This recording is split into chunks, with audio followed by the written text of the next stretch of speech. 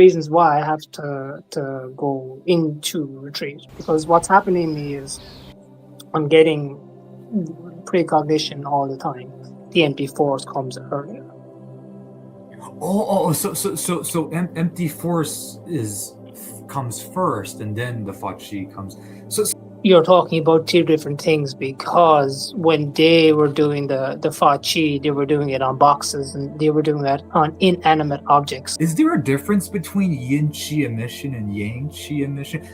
Zen Qi. So a lot Zen of Qi? What is that? Zen Qi, the Gingmen Pai often talk about that as well. So they call it the true Qi. It's a very long hierarchy of like different types of Qi emission. At the very high level, from what I understand, splitting yin and yang in certain ways, and that's where things get like super weird. And I'm guessing that's where the whole like stopping bullets and stuff like that comes from, the really weird stuff. I think John described the sound of Qi before. What stage does Fa Qi, do you think, become like the pyrokinesis or the burning stuff? What is typically known as like, blindfold seeing or mind sight or remote viewing. At what stage, to your knowledge, in your practice, does that develop? And is there levels to that as well? We call it the divine eye, basically, and it has stages and layers that awaken through your practice. It's a very important thing. Eye-opening stuff that you're talking about, like you don't even need a blindfold. You don't even have to close your eyes. You can just get to the point where you can see things. Yeah.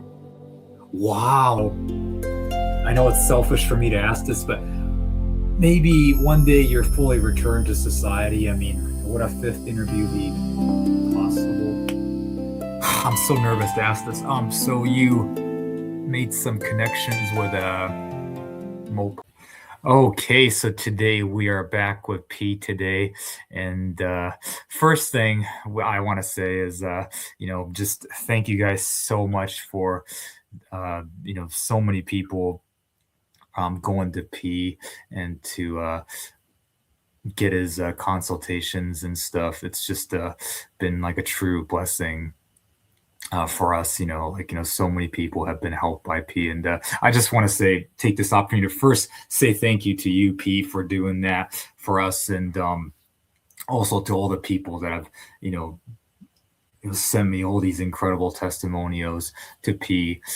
It just really truly means the world to me, because the oftentimes the main criticism that I receive is like, my channel is mostly entertainment, there's nothing of value that I'm like really providing to people. That's the main criticism that I typically receive. So you guys have no idea just what it means to me to finally really truly given something of true value to people, where I'm like, actually changing people's lives by, with my content. So, so that means the world to me. And, really just, the credit really all goes to P. I mean, P's really doing all the hard work, has done all the hard work for the last couple months. So it's just, I can't thank you enough, and thank all the people that have gone to P. So.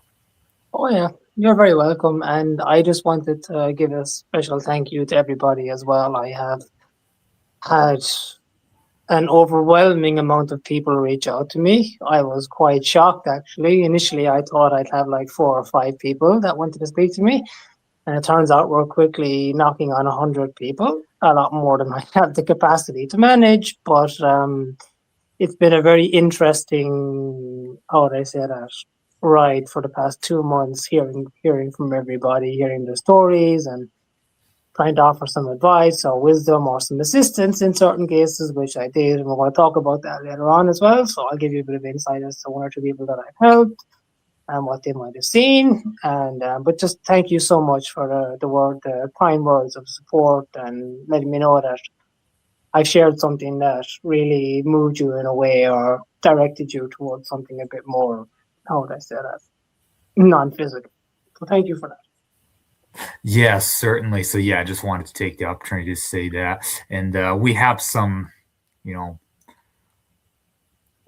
I should probably say this now. So, P is on retreat right now. So P cannot take any more consultations, inquiries, and all this kind of stuff. And also, P for an indefinite time is going to be gone pretty soon. So that's unfortunate. But as high level energy practitioners, sometimes you have to kind of take a break and, like really kind of like John Chang, like there's a story of John Chang, like going into like the, what do you remember the story, P? Like, didn't John Chang like meditate in the jungle for like a couple months or something like that? Like he has to do something like that apparently right now. So unfortunately, P is gonna be doing something to that effect. And so we won't be seeing him for a while, unfortunately, but hopefully, P will be able to come back one day and appear on my show again. So I am hopeful for that. So.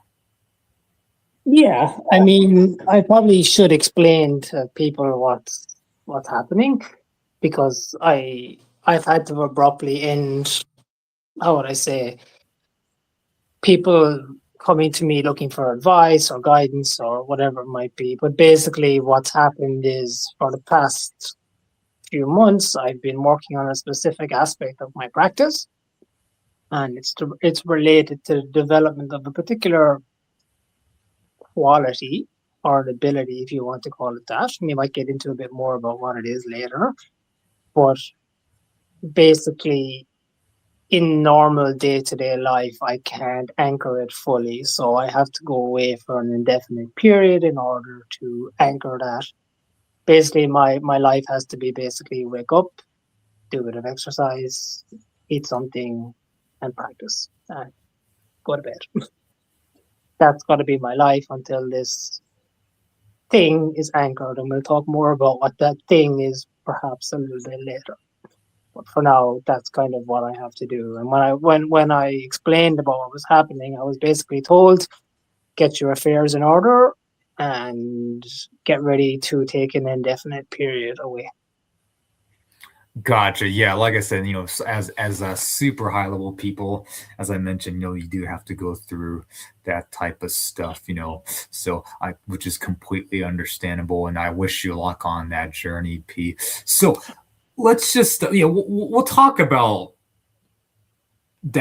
the story of P using his abilities and and help and assist in this one gentleman, and all this kind of stuff. Earlier today I shared the testimonial on Facebook. I got the permission from the person P's helping to share that wonderful testimonial and stuff like that. We could get into that later perhaps, but for now, let's just start off with like the fun topics first, like the telekinesis or the Qi or the pyrokinesis. Like I know, it's just, let's just get to the fun topic stuff, and let's talk about more of the esoteric, serious stuff later. So let's just talk about the fun stuff first, as always. So Qi, right? So P, you did Qi. You revealed it in detail on the very first recording that we had to unfortunately delete.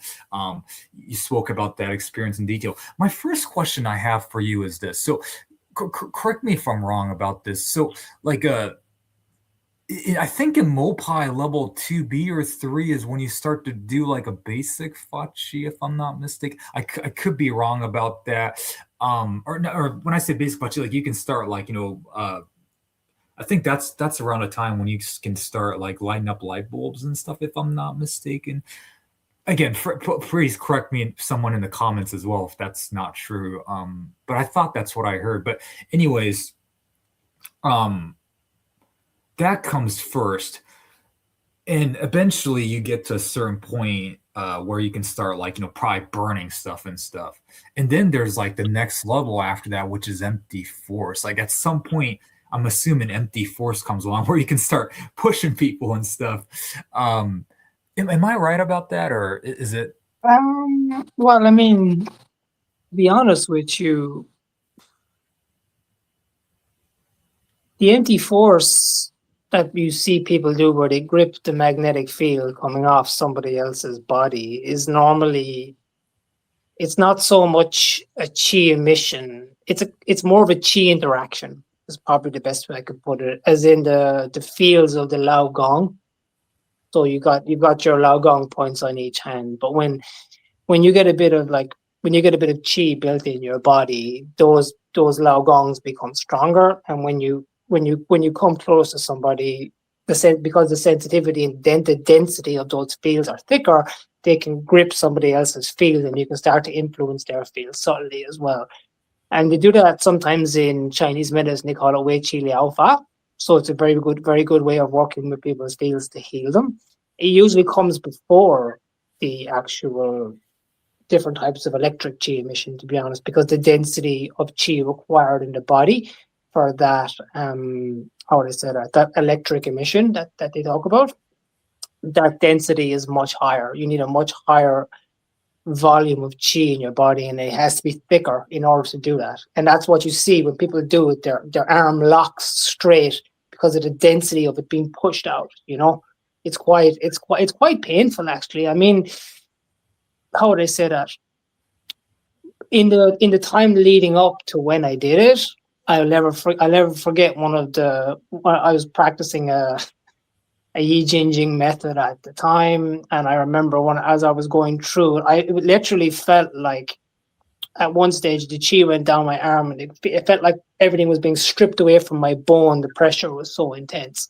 I could feel it was like being inflated from the inside, Then you feel the current running down through, and it just kind of locks everything out like that. It's a very uncomfortable feeling, actually. It's not very pleasant, but one thing you'll probably know for sure is if somebody can't do MP4s, they can't do Fachi. That's for sure.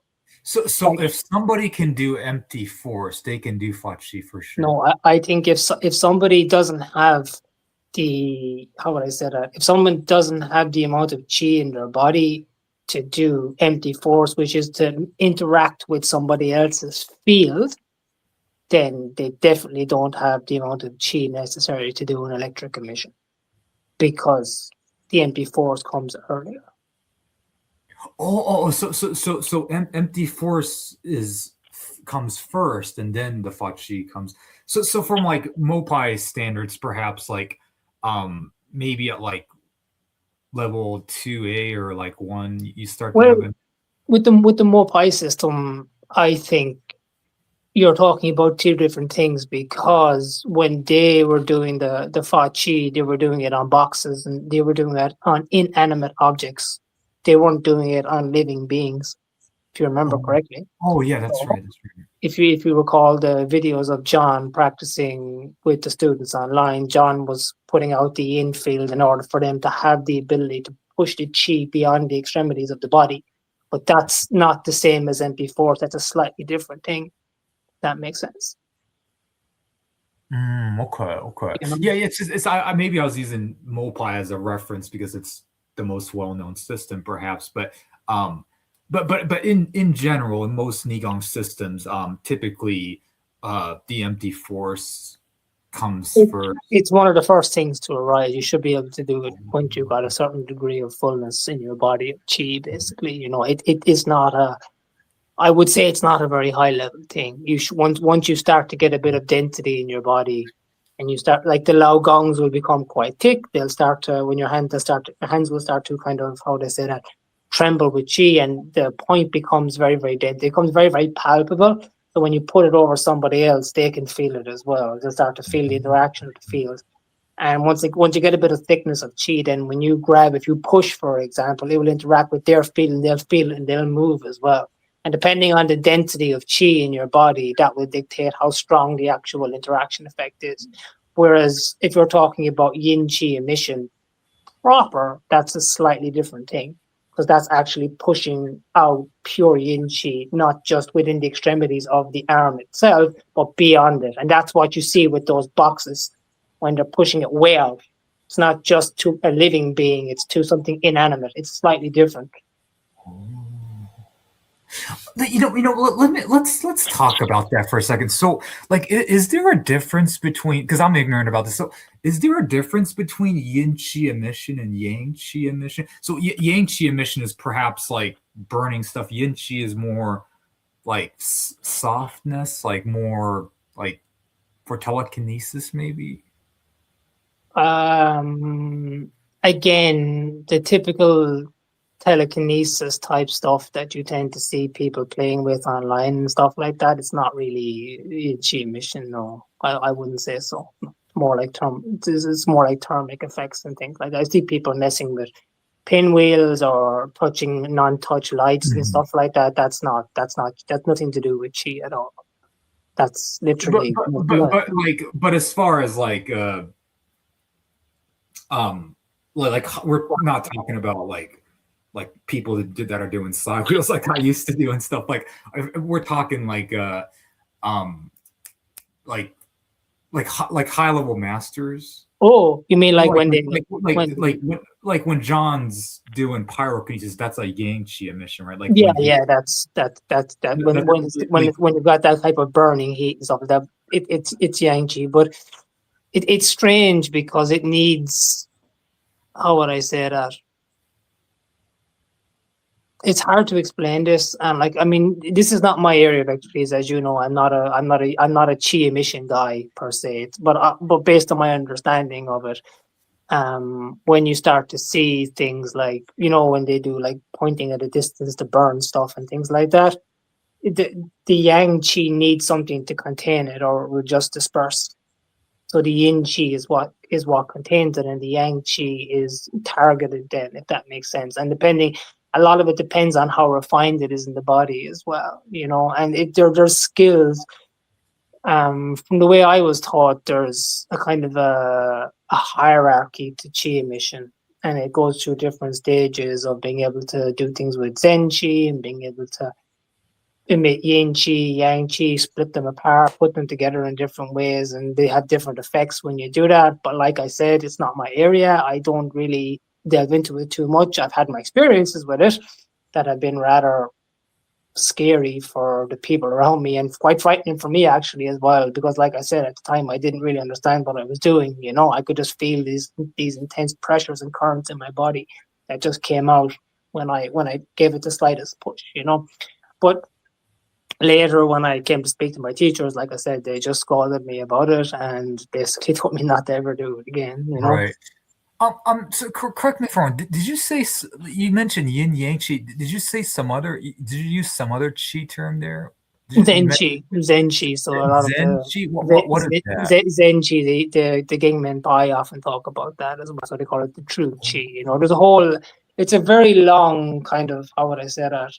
It's a very long hierarchy of like different types of chi emission at the very high level.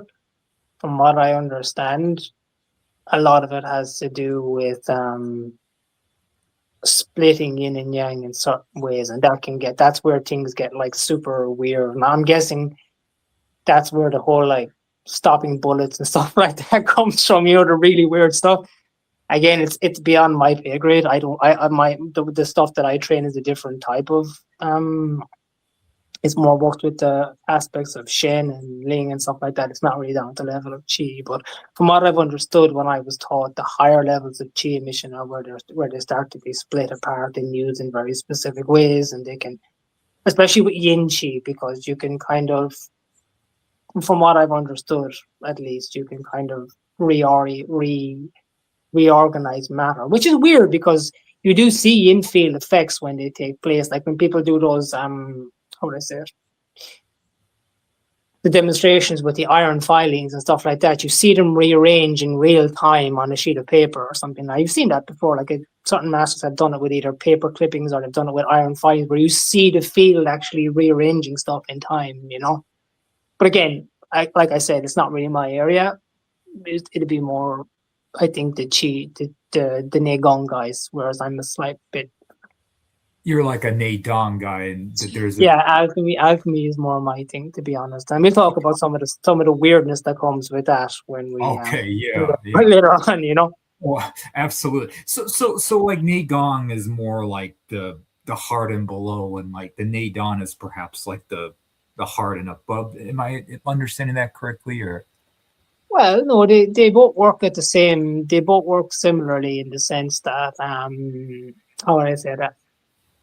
Neigong is basically, from what I understood, Neigong was actually extrapolated out of Neidan. It's a more kind of, it's a gross method that's much easier to make progress in because it doesn't contain the same barriers, and the method of building chi in Neigong is slightly different to the method of building chi in Neidan. So they both do build Qi. And some people like to use Neigong as a precursor to Neidan. They go from one to the other. So they build up a lot of Qi and then they try to move over into Neidan as well. But the Neidan methods for building Qi are a bit trickier and they've got a lot more barriers in place. Some of the better teachers that I've met normally, how would I say that? Some of the better public teachers that I've met would normally recommend that people don't try to take on Neidan as a full-time practice, but do it as a side practice and do Neigong as their full-time practice because they understand that the barrier to entry for Neidan is quite high. And I don't mean that in a discouraging way, but like we said at the start of the interview, like I got to go away now, like and be pretty much alone, more or less, in order to make progress. It doesn't fit as well in with a normal life. And for most people, they do live normal lives. So. Right. Is it okay if you talk to me briefly about where exactly you're going to be going? I mean, obviously you don't have to disclose your location or anything like that, but like, is it going to be like in a cabin, like in the woods? Is it going to be like in a jungle? For now, I'll be fairly, how would I say that? Local, but isolated would be the right way. So you're going to be at home, but just not like. Well, I'd say, how would I say that? In a place that's very close to nature, and away from people, and away from. I would say I would try to be away from. One of the things that was told to me early on, and this is actually an interesting topic, was it. I think I mentioned it once briefly in an interview we did about Qi Chang or energy fields and stuff like that, But actually, all the Wi-Fi signals and the pylons and things like that, they all interfere with our kind of subtle bodies in a very, very serious way. So when you actually spend more time in nature, your fields start to regulate as well, One of my teachers actually basically used to spend just all day meditating in the forest. So they would just have breakfast and go to the forest, and that would be it for the day. They go back and they go to bed and they go do it again. Spend all day away from all those signals, away from all that noise, away from everything. And yeah, I would consider them as highly attained. So but I felt it myself. How would I say that? When I went away for periods up into like, because I do live kind of rurally anyway, but when I went into like the very, very depths of the forest or something like that and just sat peacefully, I think that's probably one of the reasons why John went away as well. When John talked about his retreat and what you call it in the Magus of Java, like you tend to, how would I say that? You tend to lose a sense of connection to the. It's like you kind of sever your connection to society, but you also sever your connection to the things that are interfering with your awareness, contacting something a bit more subtle. That makes sense. Yeah. Sorry, before we go back to talking about Fachi and empty force and all this kind of stuff. So you finally revealed your last name, Lokutara, if I'm reading that correctly. Oh, Lokutra. Lokutra is basically a term that we use. So I think I mentioned this before in that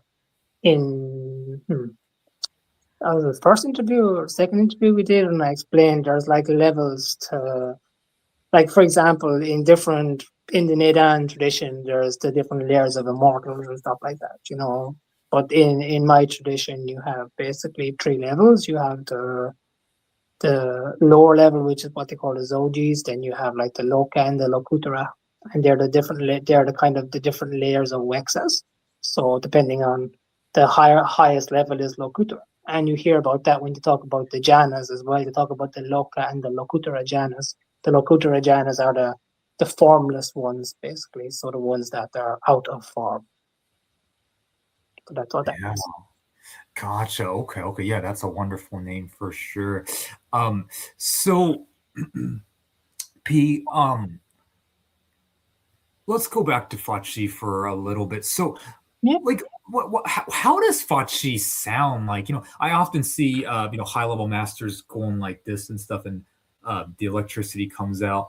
But like, does it make a certain sound to your knowledge? Well, I laugh at that because there are people online that like to fake this all the time, and it's strange to me that people don't pick up on it. You can hear the device going off, like they're using a device, and you can hear a crackling, you can hear it buzzing, and you can see signs that it's a device. You can see that they have to get them to hold something, or you can see that there's always conditions, or even in some cases there's a device bulging out of their back pocket. it's quite it's quite funny to me, to be honest with you, because Chi doesn't really require those things. I think John described the sound of Chi before. Oh, okay, yeah. What? John described it as like a kind of a very, how would I say that?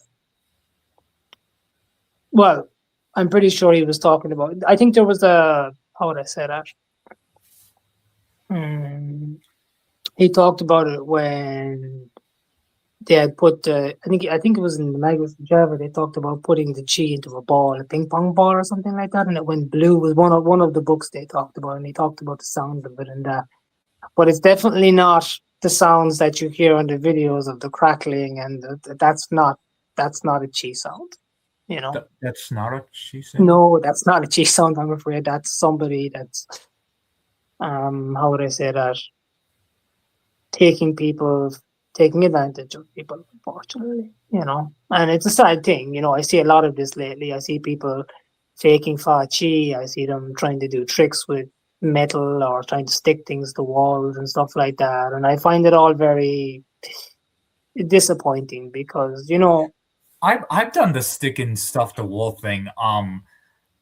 As a not so high level guy, like at first I was shocked. I was like, oh, I freaked out. I was like, oh my god, like when it happened. In fact, I recorded that moment with Nikki and Chris, but Fazio, but yeah, but afterwards I was like, well, but can't logic explain this? Like, I don't know. That's it. At the time, it shocked me. I was like, but yeah, I know what you mean. It was kind of like, and now I'm not too sure if it's legitimate. Well, but that's not to say, like, maybe there's some people that are like sticking really, really big stuff that's like, whoa, that's an eye opener. So maybe there's people that can, do it at a high level. But I don't think me sticking that one coin is like, I don't think it was really anything, but my personal opinion. But that's not to say others aren't capable of doing this stuff. I wouldn't know, but I would say a quick look on TikTok where you can see people sticking everything from chairs to walls might give people a bit of insight. Oh yeah, people. It's done via friction basically, and it's the same thing. The same thing with certain types of metal, that cutlery and stuff that magnetize together. It's done it's very easily reproducible. It's not hard to get. I could grab someone off the street and get them to do it tomorrow. It's not hard to do. It was interesting. So like when I try to stick the penny to my desk, which is like made out of wood, it didn't stick. So, well, it's normally got to do with the paint or some surface on the wall, and the way you move it. Right. So I mean, that I'm saying this to say, like, this isn't to discourage anybody from like pursuing these things. It's just that, there are some things that are perhaps, that can be explained with like science and logic and stuff. That's not to say like, I'm not discouraging people by any means from sticking things to wall, because some stuff it definitely does have a hard time sticking. Like, if I were to stick this phone or something here, it won't stick. But if you can, stick stuff like, it's usually pens or coins they go for. That's normally the trick. It's normally pens or coins. It's just a friction force, and then it's sometimes just heat, a type of softened paint on the wall. These are things that they've been around for a really, really long time. People like I mean, again, like I said to you before, my area is I work in experimental stuff as well, so I'm quite familiar with this type of thing. Gotcha. But it does make me a bit disappointed because there are people out there that will be drawn to such things very easily, and it's sad to think that people would take advantage of that. It's not. Yeah. I completely understand your perspective on that, and once again, that's it's for some people, and that's fine. It's for me, it's not really. I mean, I don't really go around doing that demo, but it's for some people, and that's perfectly fine. So, but I really want to go back to Fachin though. So you mentioned that the sound of Fachi, like John was saying something about uh so emitting chi doesn't make a certain sound. Like even like me, like as a low level guy, like when I was doing like the sago stuff, I certainly there was definitely no sounds. When I was like holding, there was a sago here, I was holding my hand in between. There was no sound, so there's no sounds that can possibly arise in doing this. Well, I mean, how would I say?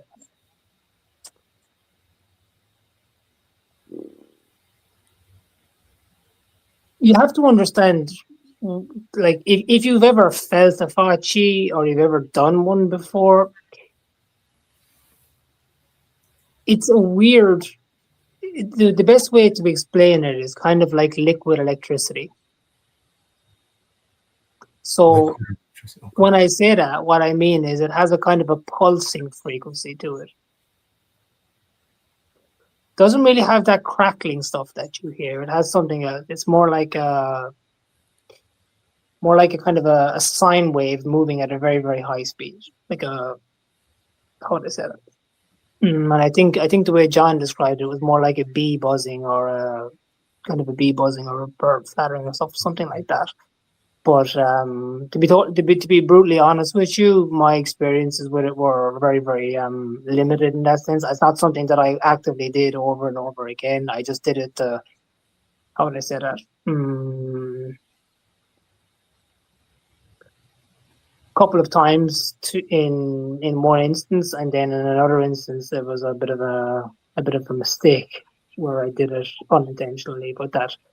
Because if you remember when I didn't really talk about that the first time, but remember when John said sometimes if your emotions or something happen, it can spark something like that. So I had a situation where one time I don't like talking about this, but I'll just mention it briefly. But something just shot up and came out of my hand and into another person, which was quite weird. Not something I had control over, not something I tried to do, but it was quite scary for them and me, to be honest, because it was not something I expected at all, but it happened. And they were a bit more freaked out than I was because I had done something similar to that before previously. So, but again, like it's just not something I do, Ken. It's not something I have to be honest with you. I'm very, very disinterested in the whole Fachi stuff as a kind of I know, I should like, no, it's okay. I know what you want to talk about it, and people like to talk about it, but it's just not something that I'm very interested in. I had an experience with it, like, and I'm happy to relay it to you, but it's not something I pursue. It's not something I really encourage. I definitely don't encourage it because the feeling after it was just horrific. It was so with that being said, Pete, can I ask you this? So, I remember, like, it's interesting. So, I heard two different theories on Fachi. Some people saying that Fachi feels good, like when you were not when you admit it. Obviously, when you admit it, it's horrible sensation. Obviously, for anybody. I'm assuming. I don't know if there's some people that can Fachi and not be effective. And maybe there are those anomalies out there, but. For most people I know say when you do Fachi, it's like an awful sensation, as far as I know. But when you receive Fachi, there's two types of people that have two different opinions. Some people say, "Man, it feels good," and others say, "Like, man, like it's like painful." Like when I watched John Chen do it, like when he was doing it on like the film crew and stuff, people are going like but others report that it feels good. Maybe does that maybe have to do with like a yin Fachi or like a yang Fachi type thing, perhaps? I wouldn't say that. No, I would say it's more got to do with the state of the internal anatomy, to be honest, or the subtle anatomy, if you want to call it that. Because if the chi goes in and it starts to hit blockages and areas and things like that, you're gonna see, and you see when people get fa chi, their hand starts to wobble or something starts to shake. You can see, and that's not a very, or especially if they go in through the fingers, like if they go through the fingers, like that, the fingers themselves are where the channels end basically. So that can be quite unpleasant, especially if they go straight through a channel where there's a block or something like that. And people do often see they jump or they get a kind of a strange movement. But then you have the other type of people that report pleasurable effects, but you have to understand that pleasure and pain exist on a spectrum. And people's experience of them isn't necessarily how would I say that? Isn't necessarily a kind of a one size fits all, because everyone's systems are going to be different on the inside and their pain threshold is going to be different as well.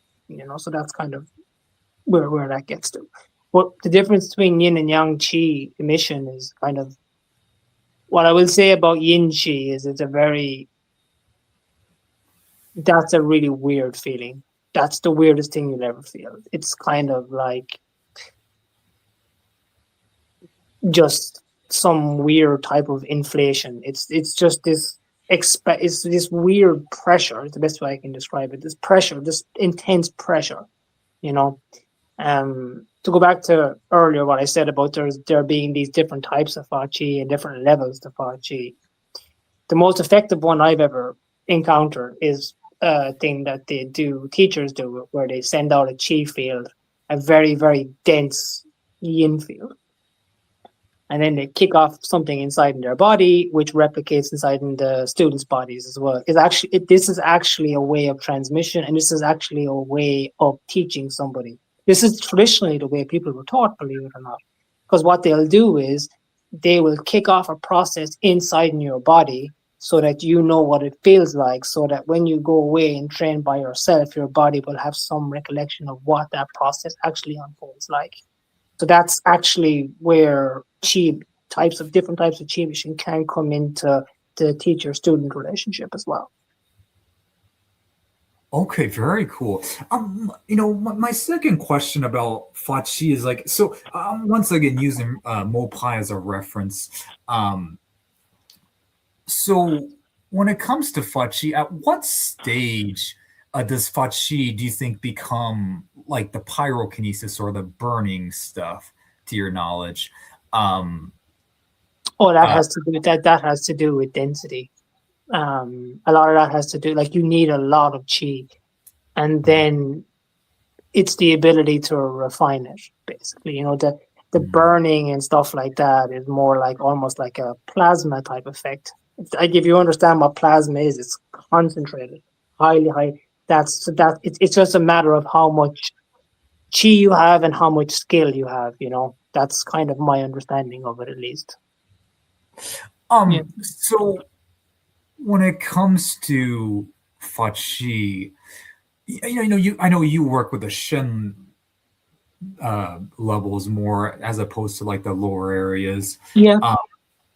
Is it possible to fa chi maybe using like the upper energy? Is that a possibility, or does it have to be come from like the lower the energy? That's a good question. I mean, you can definitely transmit, but it's a slightly different mechanic. I will say that I'm gonna talk about this later, but I did show some people some stuff that I was helping, not because, and I'll tell you why I showed them when we talk about it, but they did say that they experienced some rather strange effects while it's happening. And they might pop up in the comments and discuss that further. It's up to them if they want to. I want to take this opportunity to say, in the comments section, to those of you who got a consultation from P, if you could feel free to, let the audience know, some of the paranormal things that P was able to demonstrate.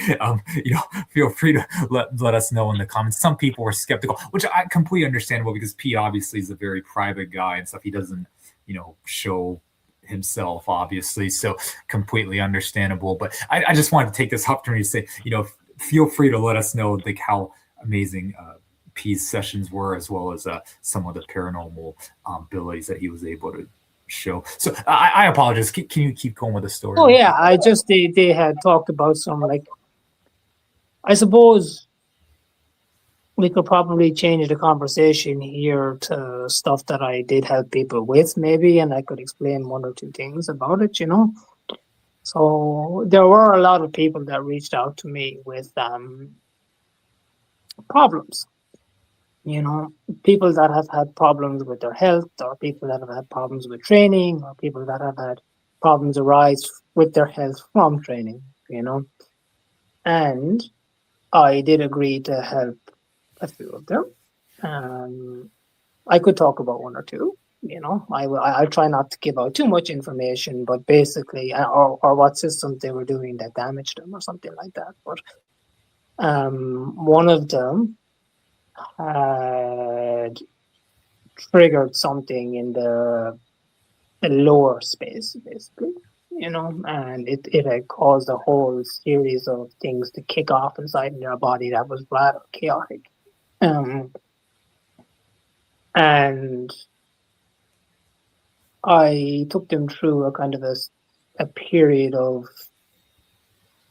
trying to diagnose specifically what it was, because how do I say this? Well, to use their terminology, I have a slightly different terminology, but the way they described it was, it's like you're using yin eyes or something like that. But basically, on a normal average kind of day, I can see a certain aspect behind what's normal.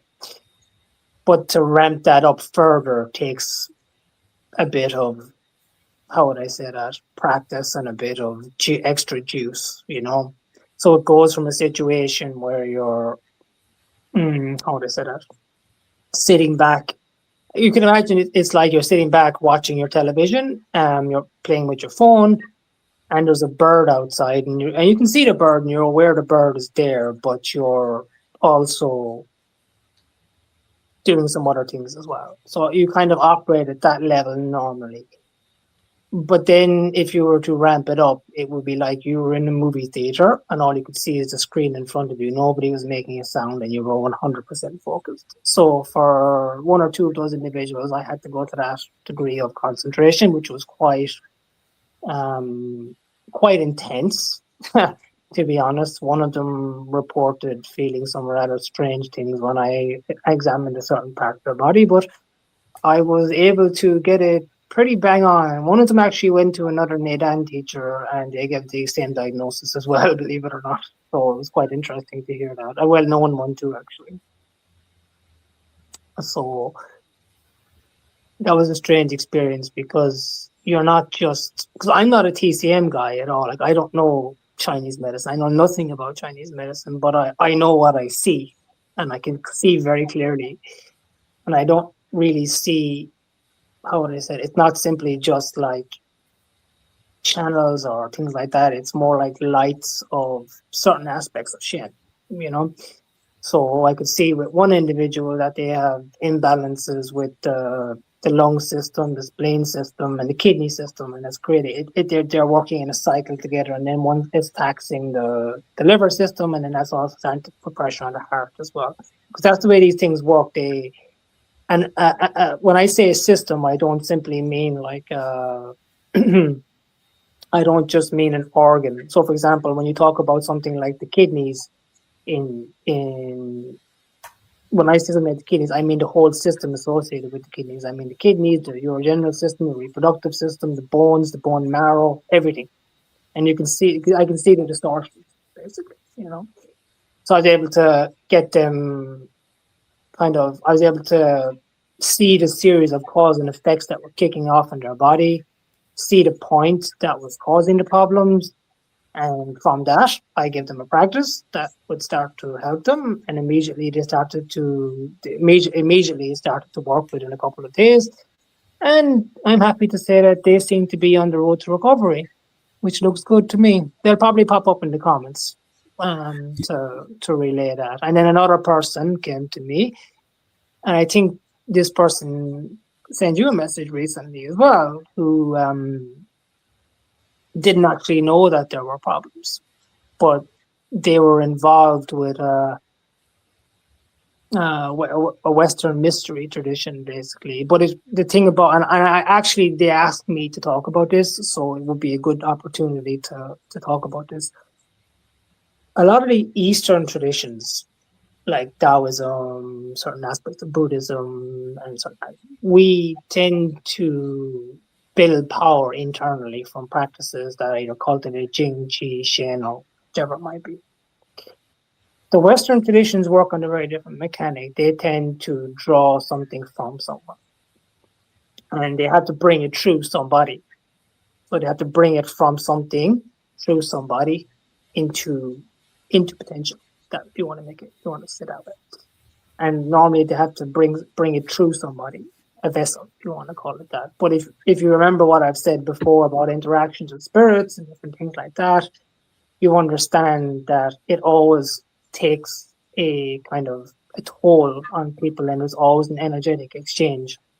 And this person had become rather taxed from practicing methods like that over a very long time, and they couldn't exactly see what was happening and why it was happening. And when I started talking to them, I started to get to know them a bit.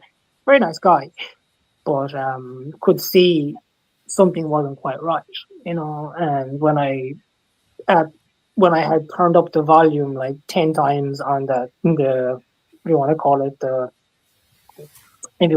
the celestial eye, when I turned up the volume 10 times, I could see the liver, the issues with the liver, the issues with the kidneys, the issues around the heart as well. And it's kind of like reading a book, and they'd probably say that themselves. I was able to spot things and able to say things to them that they were quite surprised about. I don't think they expected it, to be honest with you. But again, I think they said to you they've been making very good strides towards recovery and stuff like that as well, based on insights that I gave them. So happy to say that seems to be going well for them too.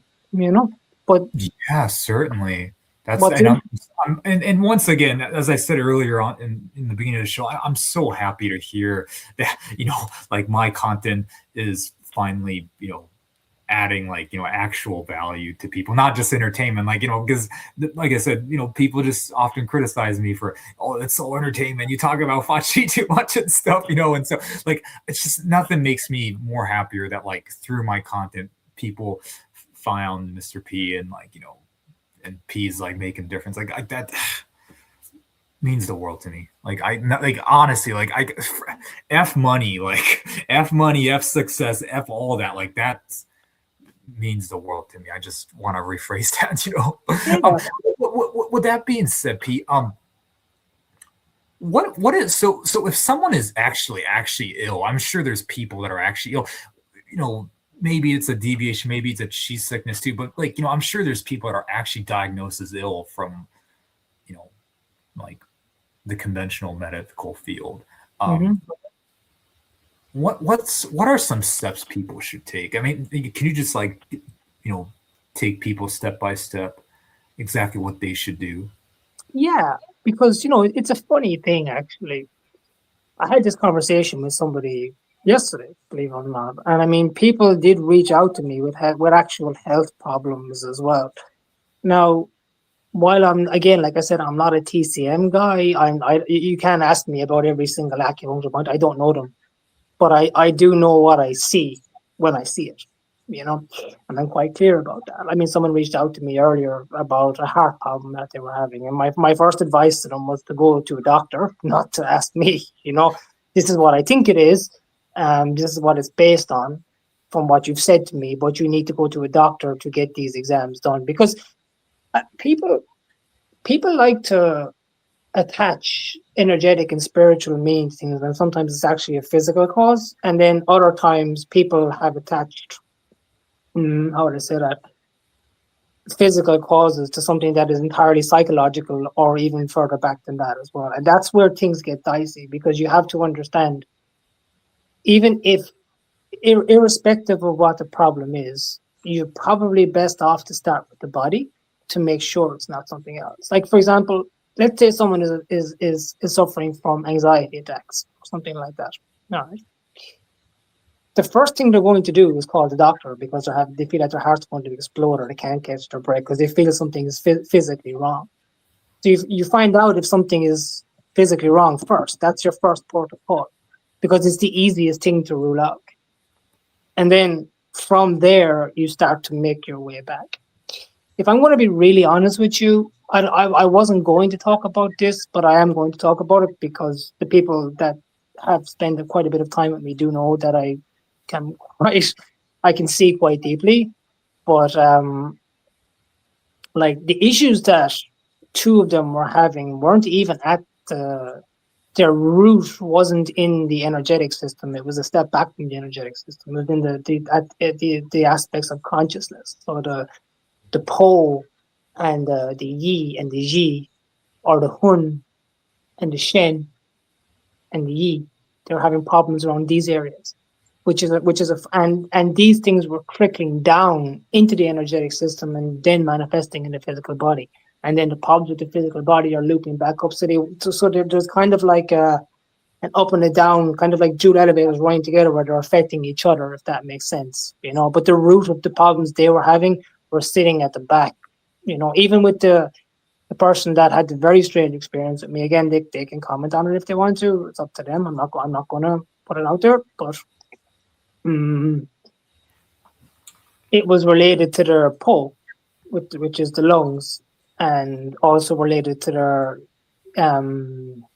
Ji, which is their kidney system as well. So the spirit, not just the system, but the aspect of awareness related to that. And that's where I was seeing the issues. And that's why I was able to make all the kind of diagnosis and work my way from the level of the consciousness down to the energetics, right back to the physical. But they have been to multiple doctors first to rule out all this other stuff. That's my point. You have to start with the most dense aspect and work your way back.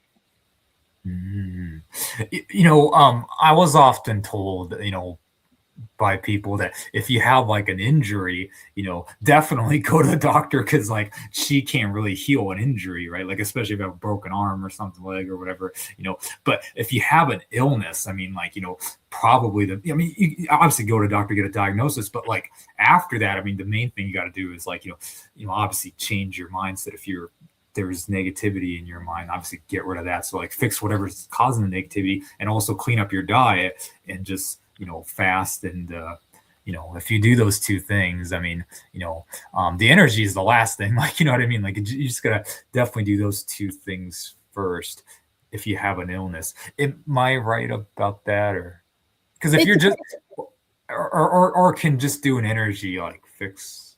It depends, really. Like I said, it depends where the root of the problem is. Because if it's just if it's how would I say that?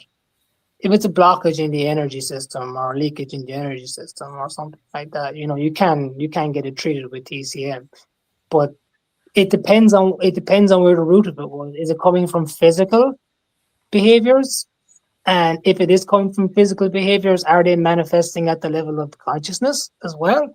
Because it depends on where they are. That's what's going to take. And I think I heard one of the Neigong teachers talk about this, like where there was a student or something that was getting treatments and coming back with blockages and getting treatments, coming back with block because the issue was somewhere further back.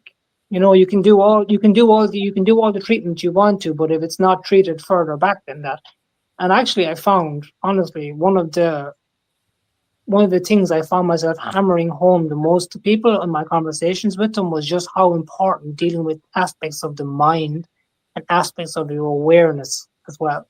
Not just the mind, but aspects of your awareness. Like I said, your Po, your Hun, your Yi, your Ji, your Shen. Those 5, you have to get them in order. If they're not in order, everything else is going to be out of whack in some way or shape or form.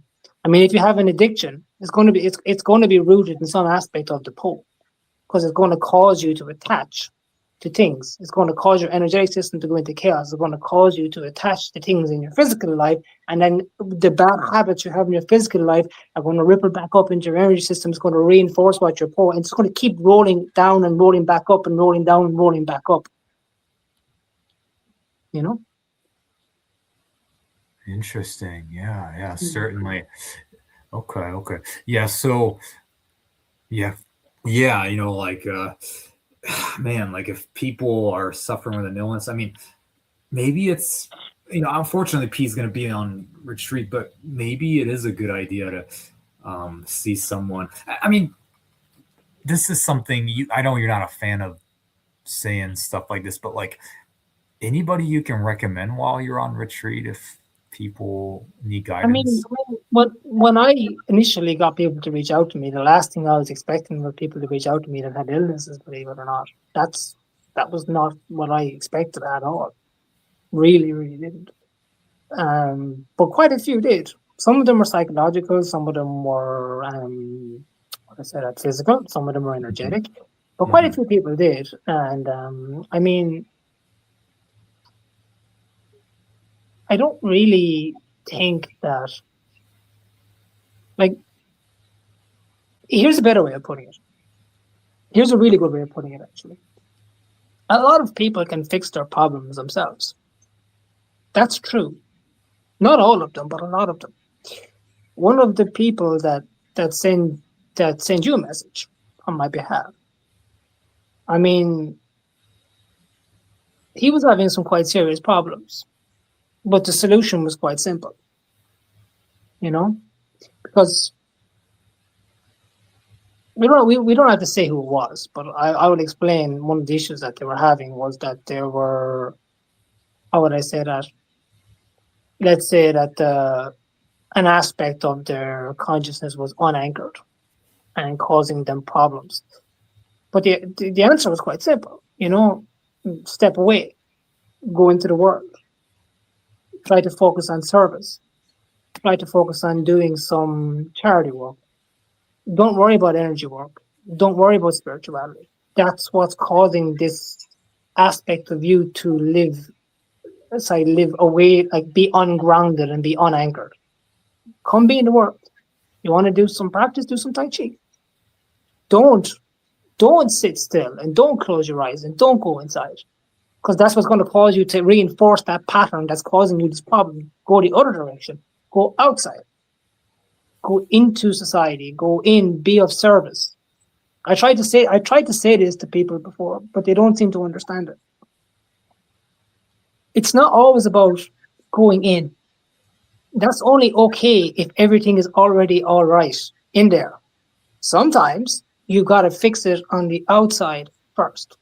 And this is something I actually sent this message to somebody just about 2 or 3 hours before they started. I said to them, what I've told you to do, believe it or not, is a part of fasting your heart mind. Because your heart mind is craving the inner, it's craving the inside, and I'm telling you to go outside. You could spend 3 or 4 hours a day practicing sitting down, but you still got to spend 12 or 13 hours outside.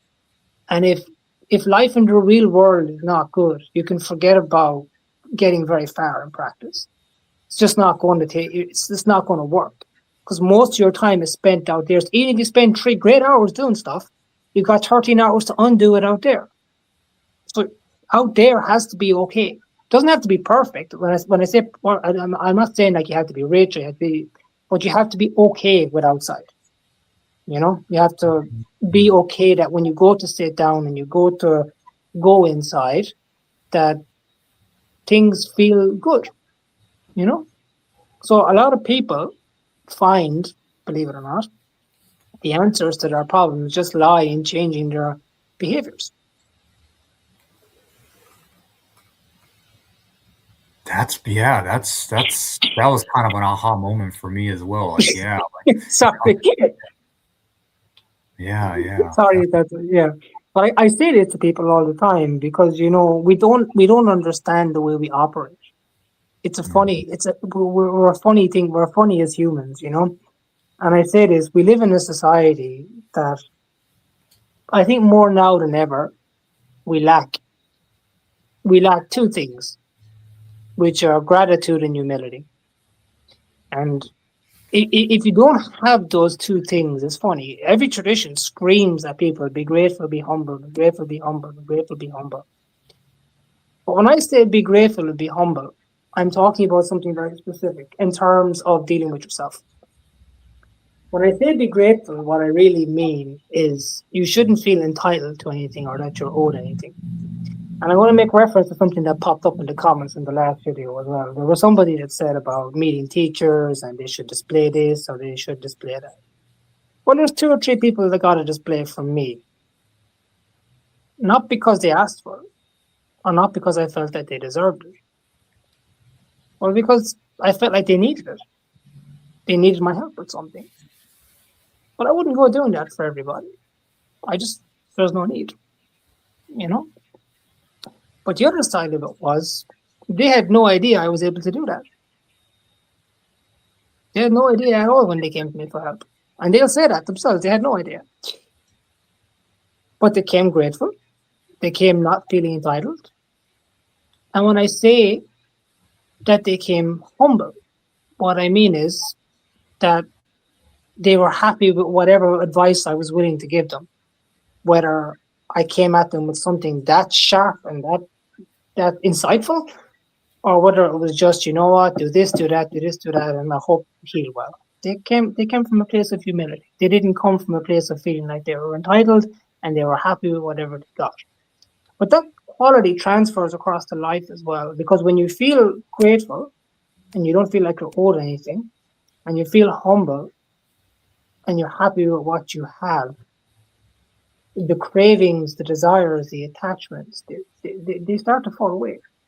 And when they start to fall away, you start to look at the world in a very different way. And to me, a lot of people's psychological issues fall into that area of lacking gratitude and humility. And I need to stress this. I don't think it's people's fault. I really don't.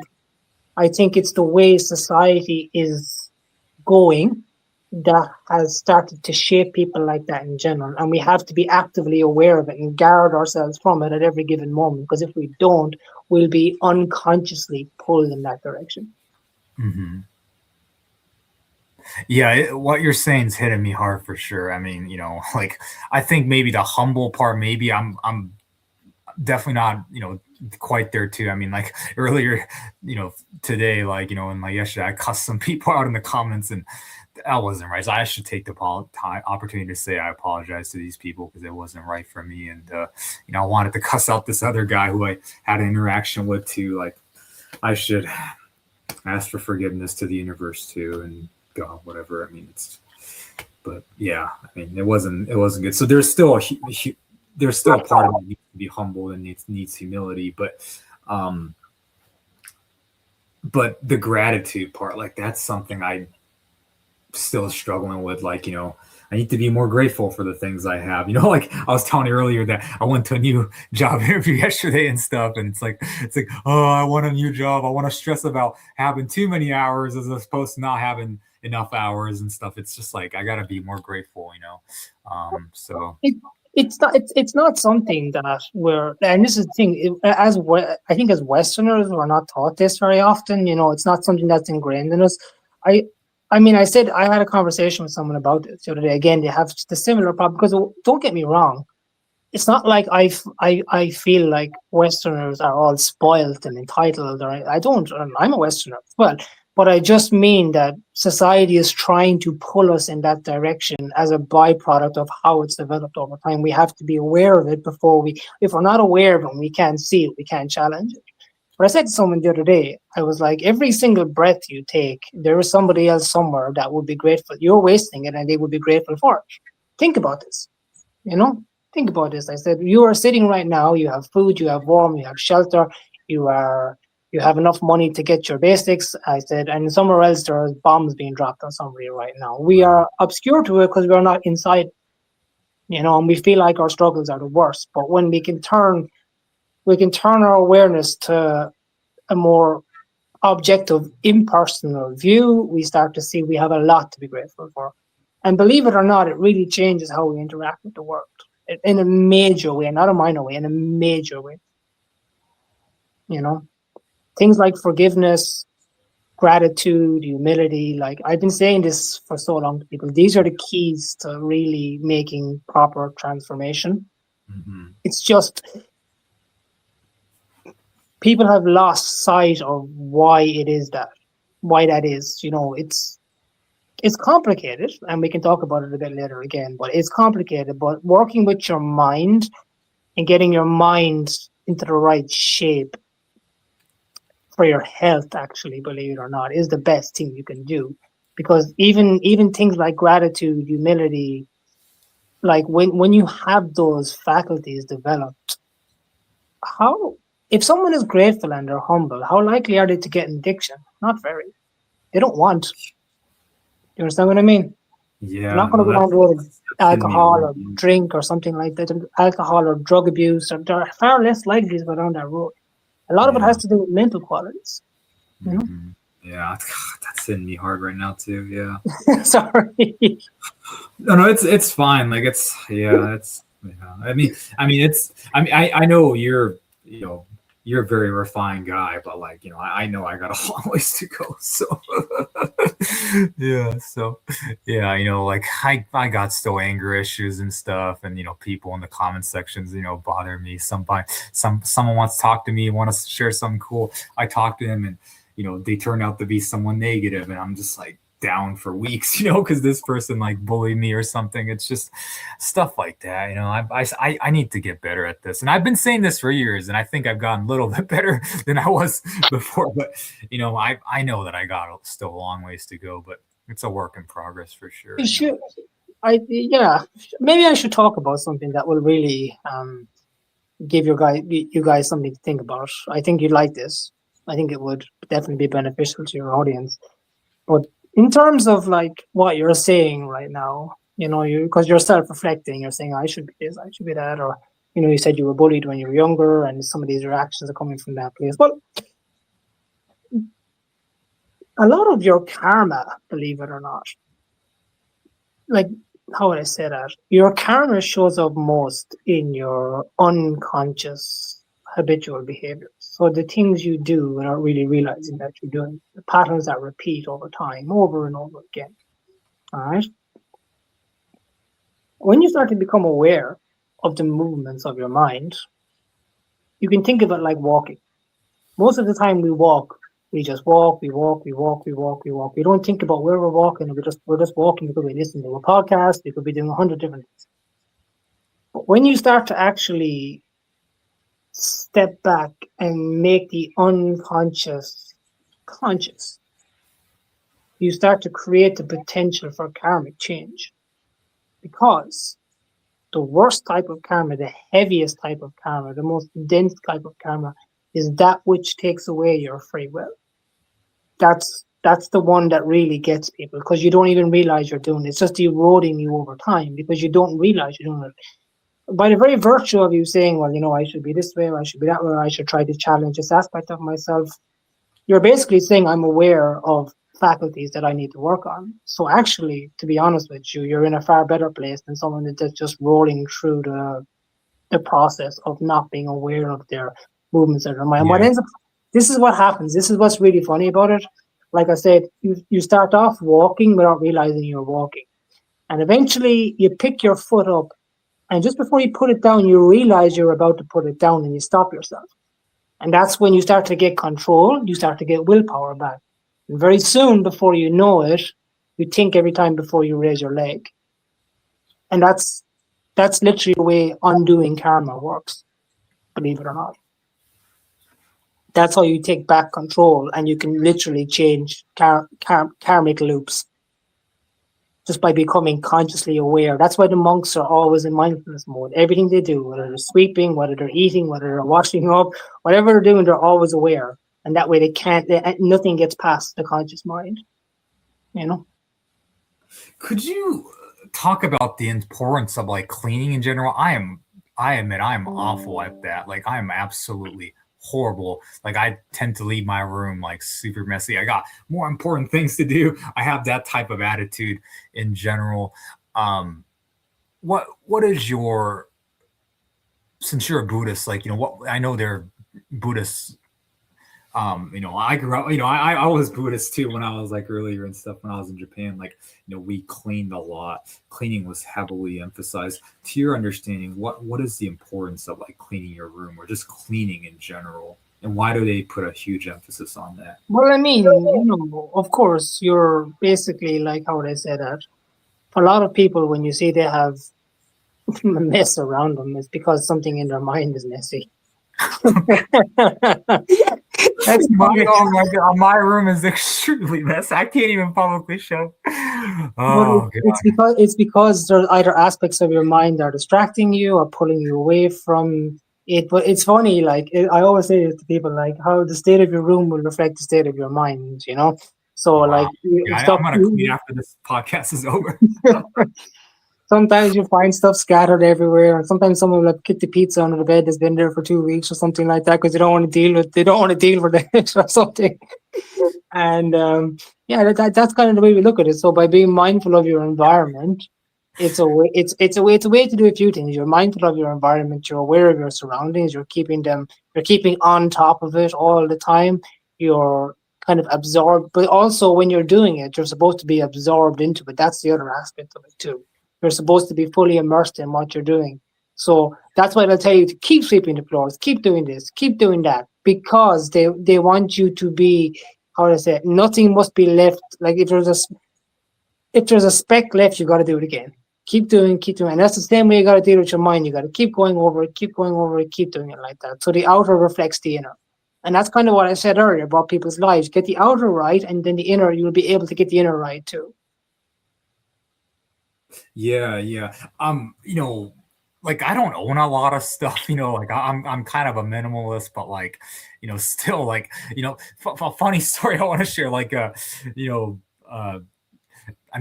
call him an astral projector, call him a remote viewer, whatever. Like, I was talking to this guy one time and he was like, yeah, and I didn't tell him about my room and stuff. And he was just like, bro, like, did a bomb go off in your room? It looked like it was like an atomic bomb was dropped in your room or something one time. I was going, no, I can't show my room, God.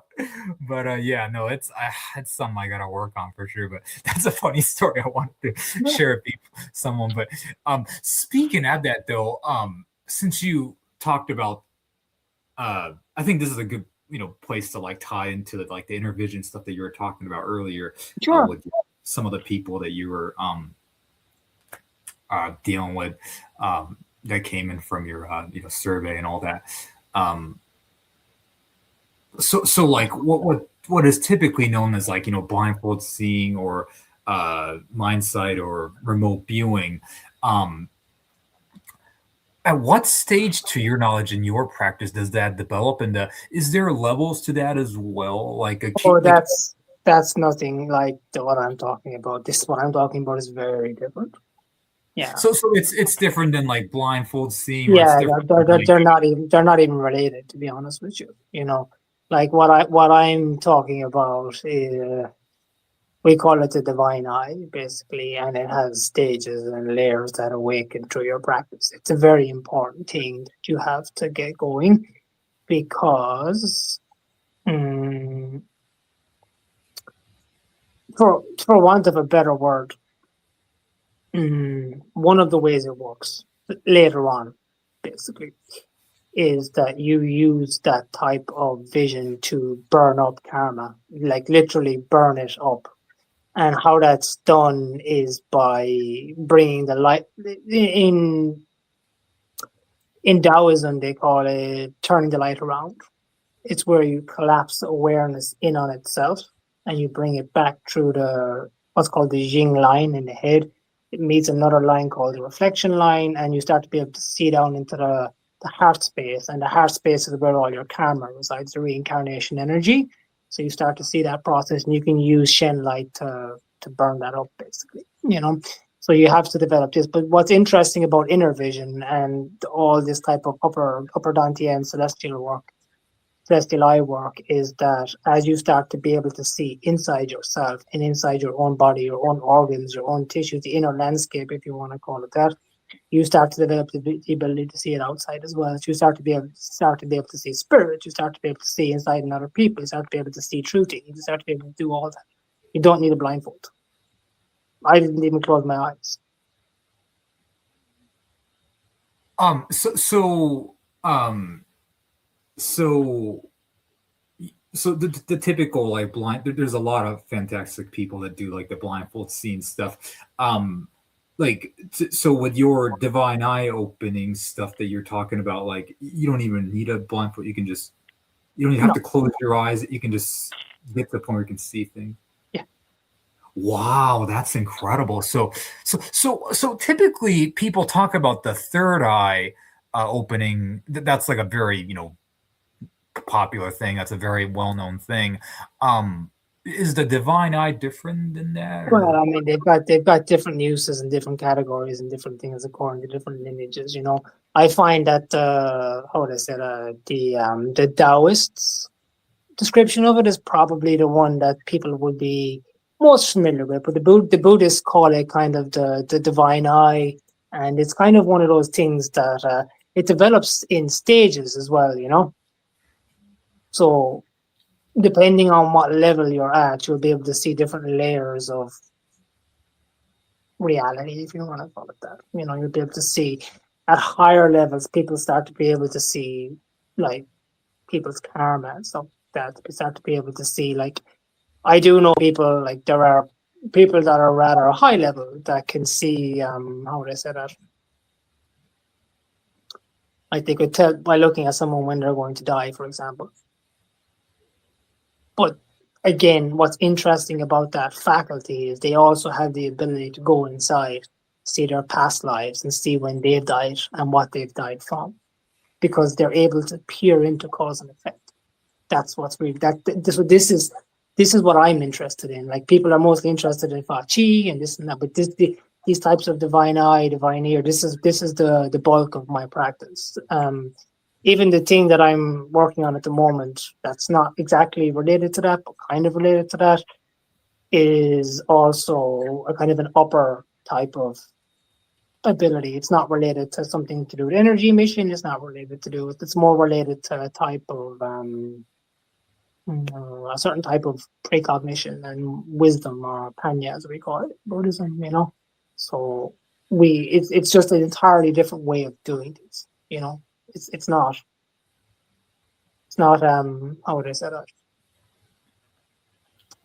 From what I understand, they go hand in hand as well. I'm not fully. What I have had some good progress with the divine eye type of training. This other type of thing that I'm working on at the moment is still. It's not that it's new to me, but I'm not fully sure on where it goes and how far it goes. But I understand you can start to see forward and back in time and stuff like that. But it gets very strange, And I suppose I could talk about this for a minute if you want, because absolutely.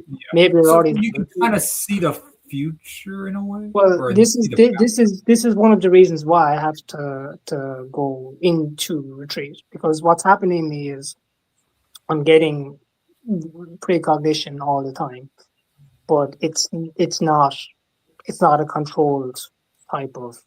There's no level of, how would I say that? Whereas, like I said earlier, I have some medium of control over being able to see certain things and being able to look and help people with certain stuff. This is different. It's not something that I can anchor properly, and it's related to kind of an aspect of, like I said, panya, wisdom in Buddhism. Because this is the thing, people don't get it. Wisdom is a city, believe it or not. Wisdom is actually a city. That's what people don't get. Real, true wisdom is a city. And this is what's the most interesting about it. It doesn't come from learning. You cannot get it from books. It does not come from anything you can extract from the environment. It comes from the veils falling away. It's a subtractive.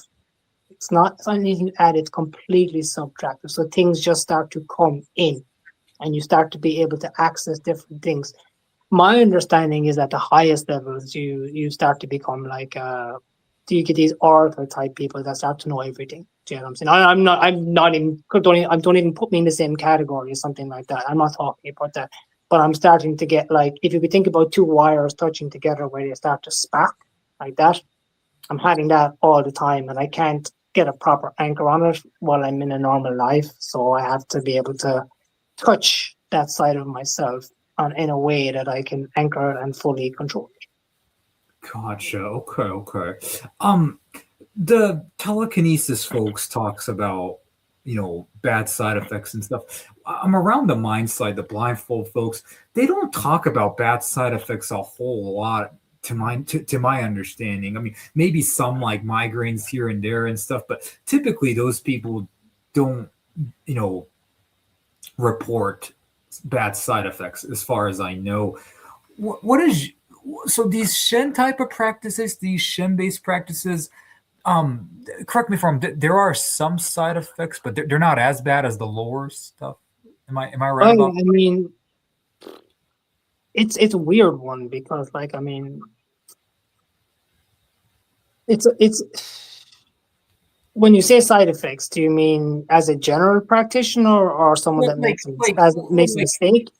well, like I'm always going to use Mopai as a reference, but I've spoken to several people. Like I had Mr. Michael Grady on my show, Yeah, who did Mopai level 1 for a couple months. Like he reported that he had he felt some like negative sensations. I've also spoke to another gentleman who did Mopai training from Mr. McMillan's instructions, and he reported some um, you know negative effects as well. negative effects from the reverse breeding and the Dantian and all this type of stuff. So it seems like the stuff you do down there um, is more harmful.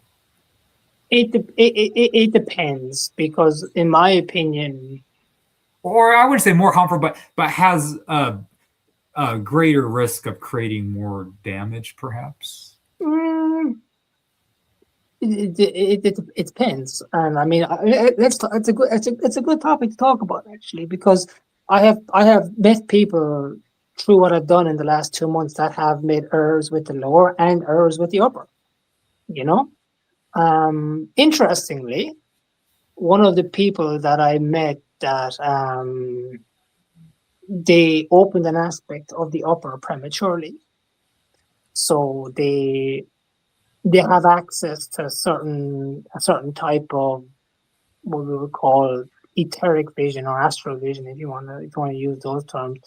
But again, they're not sure what they're seeing, or they're not sure what's happening, or they're not sure the why or the what. So this is where it becomes a problem, because these things are supposed to be done in line with specific qualities. Now, what's very interesting to me is that person specific, and I won't name who they are. They know who they are. We had a nice chat. They came at it from a place of curiosity as opposed to a place of fear. So even though they're having these strange experiences, it's not really damaging their mind in a bad way, because they're removed from it in the sense that it's not bleeding into them or overwhelming them. But when they do dip into the experience, it's kind of more curious rather than anything else. Now, if you took that same experience and overlaid it onto a different person, let's say an anxious person or a worrier or something like that, now you could have something that's very dangerous, because it will scare them, it will create chaos in the rest of the system as well. And in very serious cases, what ends up happening is with the upper, for example, they'll say, because this is how it looks like. There's a field up there that has an order and a structure to it, you know. And when you start to mess with practices, or you start to take drugs or psychedelics or anything like that, you temporarily mess with that field. Depending on what you're doing, it can create a bit of damage, or it can create a bit of a leakage, or it can create something. But in very serious cases, what you end up with is someone creates a kind of an opening in that space, but not in a good way, and stuff starts to leak in that shouldn't come in, and they have no discernment, and they have no clarity, so they can't figure out what it is, and it could appear like anything, and all of a sudden you're starting to get into schizophrenia territory then, because you're starting to get sensory. They're not how do they say that, they're not imaginary per se, but they're not exactly what they appear to be either. So you have people that are living kind of in a very strange place where aspects of reality they shouldn't have opened to them are bleeding in a way that they don't understand, and that's quite terrifying. It can ruin their whole lives. They can start to get psychotic breaks. They can start to develop schizophrenic type issues, and then of course that will determine various outcomes with their health, their occupation, their everything else. So that can be chaotic in that way. And also, some people I can some of the other practices with the upper space. These are the ones that are very dangerous. They involve the compression of that space, basically compressing. You have to have very good control when you're doing it of the different apertures in the different areas. I've seen people make mistakes up there that can cause a stroke or they can cause a hemorrhage or something like that very easy. Because unlike the lower space down here, the abdomen, there's an elasticity to it. It can expand, it can contract, but your head can't really contract or expand. It's a skull. So if you make a mistake up there, the blood's going to start gushing out, or you're going to get a stroke or an aneurysm or something like that a lot easier than down there. You know? Oh, interesting. When you go down there, the problems become a bit different because obviously you get the typical energy issues around, yin and yang deficiencies, so the TCM type stuff. But what I have seen people more fall into the realm of, they get to build a bit of chi. So they build a bit of chi. And if you don't get bad side effects like, overheating or like those things we talk, like those random things that everyone talks about, they start to amplify parts of themselves that are bad, desire-based parts of themselves, because that's where that lower base in your body is basically the zone of the self. And when you put a load of chi in there, you're going to inflate the self. And that means you're going to inflate all the aspects, all the aspects of you that are based on desires, based on emotions, based on all that stuff. So that can become very, where you start to get people that are sexual deviants, or if they have an addiction, it will go 10 times through the roof, or whatever their inclination might be, it will just inflate and get worse. That's where it becomes not just a physical issue, but a karmic issue. A big, big problem. Gosh. Okay. Yeah, that's something. Yeah, that's an eye opener, definitely, for sure.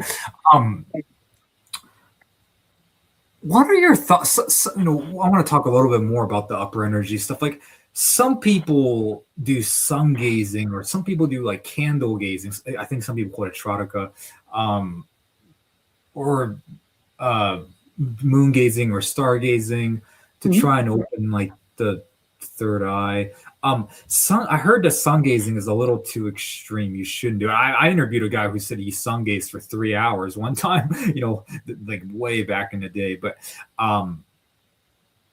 what are your thoughts on like practices like that? I think the Indian traditions do like they stare at the candle. Well, I mean, we have a practice like that in our lineage as well. We have what's called the fire kasina. But it doesn't have to be a candle specifically. It's a fire. You use fire as a meditation object. It's quite a profound practice. But the problem here is how you do it. So again, if you're going to look at a candle and you're going to squeeze and you're going to really force your intention onto the candle, you're going to create problems for yourself very quickly. The idea is that you get your mind and the object to kind of basically become inseparable. But that doesn't take you sitting and forcing and squeezing. And no, you have to be in a way where your awareness tunes so that it's only you and the object, and you take it from there. Then So there's a proper way to practice, and there's many objects you can use. Like, it's not just fire. We've got fire kasina, we have water kasina, we have earth kasina, we have light kasina, space kasina. Then we've got color casinas as well. There's a few. You can use different objects for that, but the idea is that your mind absorbs into the object completely, so that there's a kind of a unification, and then it goes further from there. But they can take you very far. They are practices that we use to develop jhana, believe it or not. Oh, interesting. I've said this before. These practices are public. They're not hidden, but try to tell someone to sit down and watch a candle for 4 hours. They're not going to do it. They're not going to do it. Their mind will go everywhere. They'll scatter like. But there are practices like that are developed specifically to refine concentration to a high degree, and that's what we're trying. That's one of the faculties we need for Jan is very, very, very sharp concentration. Yeah, something about like at a campsite or something, like building fire and like staring at the fire. There's something like calming and soothing about that. Like there's something nice about that. And I remember doing that one time, thinking like, man, like I feel good right now for some reason. I've never. Have I done try to? I mean, I've tried a little bit of sun gazing like earlier in my spiritual career. I also try still to this day. Sometimes I stare at the moon or stare at the stars. Sometimes that's also something I do. It's kind of seems kind of nice. But how much it's opening up my third eye, whether that's something I'm not too sure of. But yeah, interesting stuff for sure. Let's change subject a little bit. So I can't unfortunately show Peace face, but what are you wearing right now? Oh, mala beads. They're my malas. Is there any way I can like hide your face and like show? No, I'm sure people know what a mala bead is. It's a very popular. That's true. Yeah, I'm sure they know what it is. Now, is there a significance to that? We use it when we're practicing mantra, basically. Oh, now, does it amplify the mantra or something? Well, you can empower malas. That's true.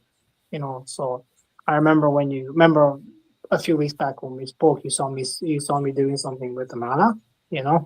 I was holding it up to my mouth like that, and I was chanting into the mala itself, syllables.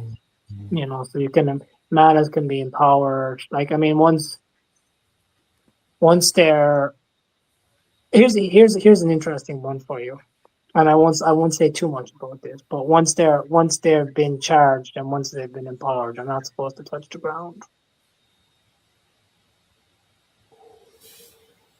I'll let people have to think about that later on, why that might be, but this doesn't touch the ground ever,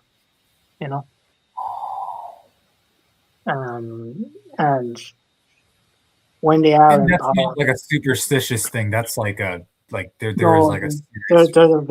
a specific energetic reason for it, basically. We talked about it the last time. We talked about. Remember, you asked me about the item that one of your previous guests had empowered, basically. But you can empower various objects. You can empower different types of stones. You can empower different types of objects like malas. You can empower. Some people get jewelry empowered as well, believe it or not, metals, things like that. There's a whole kind of amulets are a massive one. Lots of different amulets and stuff like that. I've got another object as well that's empowered, that's extremely powerful, but I better not talk too much about that one. But like they're quite potent, But the mala is basically we use the mala for when we're doing certain types of mantras, and then sometimes the malas might change according to what you're doing as well, depending if it's the type of practice or empowered by a specific, how would I say, if it's inclined towards a specific current, that's one way to put it, But so that's what I use it for with those channels. The mantras are interesting actually, because I don't know if people know how they work, but they're very powerful mantras, Yeah. Can we talk about mantras a little bit? So, mantras are like basically, the Eastern way of prayer, right? Oh, am I wrong? There's a bit more to it than that. Really? Yeah. Can you? I mean, I'm ignorant about this. Can you explain that? Yeah, I mean, one of the ways we use mantras to direct energy in the body, or we use it to connect with certain aspects of reality as well. That's more like the prayer or the devotional type side of it too, So there are practices, for example, where you will set up. Actually, interestingly, there's one shared practice that we have with the Taoists. Funny enough, it's a similar orbit in the body. They call it. It's very similar to what's called the Mao Yao cosmic orbit.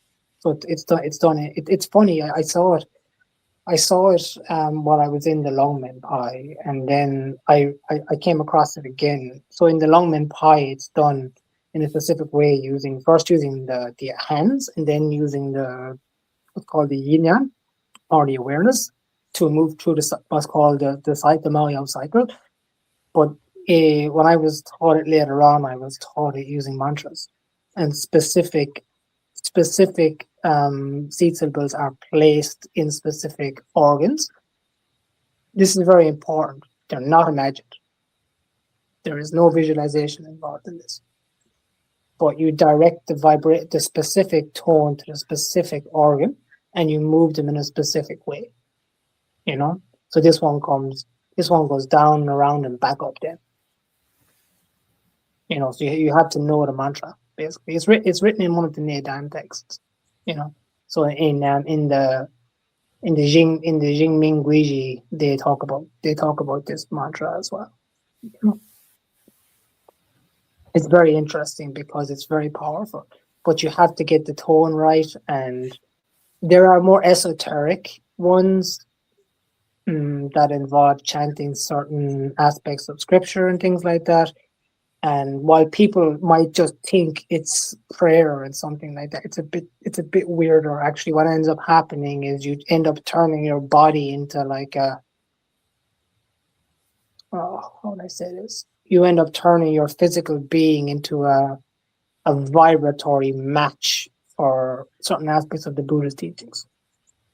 So it gets very weird at higher levels, to be honest. You know, it's quite strange. And then, of course, when you learn how to do it, when you learn how to project those sounds outwards, you can project them into talismans. You can project power into talismans using them, and you can actually heal people with them as well. It gets quite deep, mantra science. It's a very, very profound thing. You know, I only use a couple because my training is geared towards specific functions, but some of the more senior practitioners would use much higher stuff than I would, and they would be able to do some very cool stuff with it.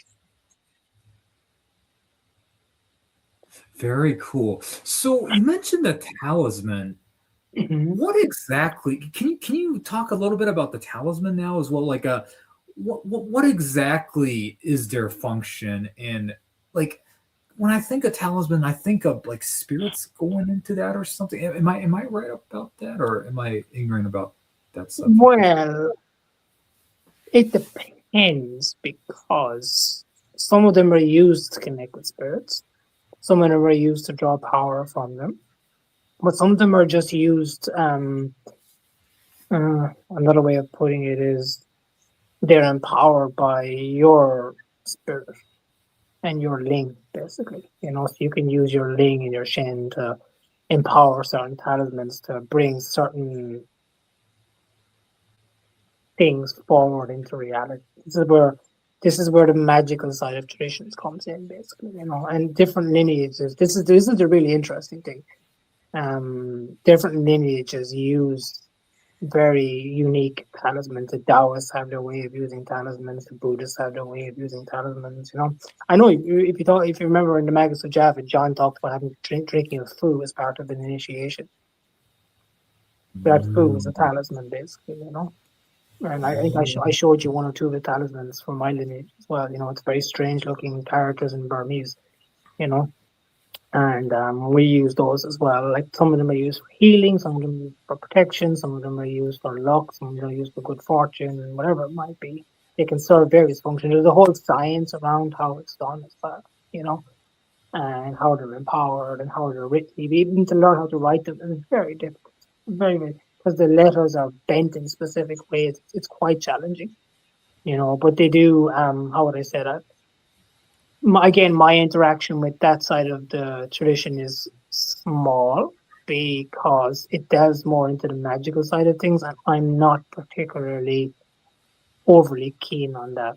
So, like, the different aspects of the traditions would be stuff like You would have certain people that would delve deeply into medical sides of it. You'd have people that would dig into magical sides of it. They would deal, like, there's one sect specifically that deals very, very strongly with exorcisms. They do exorcisms in public all the time, you know, and they employ talismans a lot. It's a major part of what they do.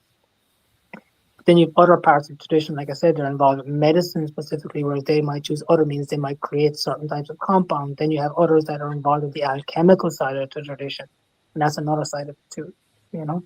So it depends on what we're trying to get at. And for me, I'm more focused on the meditative side of the tradition and some of the alchemical stuff as well, you know. Very cool. Okay, yeah, thank you for letting us know about that. You know, we you know, when we think about like the Eastern arts, like we don't think about magic or talismans often, or animism, but there is an aspect to that, I heard, you know, like in the really, really, really, like, you know, serious traditions. Oh yeah, Am I right it's about huge. that? It's huge. Yeah, it's a massive part of. It's massive in Thailand. It's massive in Myanmar. It's massive. You even have a lot of it in Indonesia as well, Cambodia, all of the major Southeast Asian traditions. And the Taoists are full of them. The Zheng Yi sect, the Mao Shan sect. They specialize in that type of work. You know, so there's a Right. load of it. I mean, there's some people that teach it online. You know, now whether they actually have the juice or not to bring those things through, that's up for debate. You know, I tend, you know me, I'm very conservative in my comments about other teachers. I like to let people come to their own conclusions most of the time about that. But like they do teach aspects of how they're constructed and how to put them together. Whether they teach how to empower them or they can empower them or not is a different story.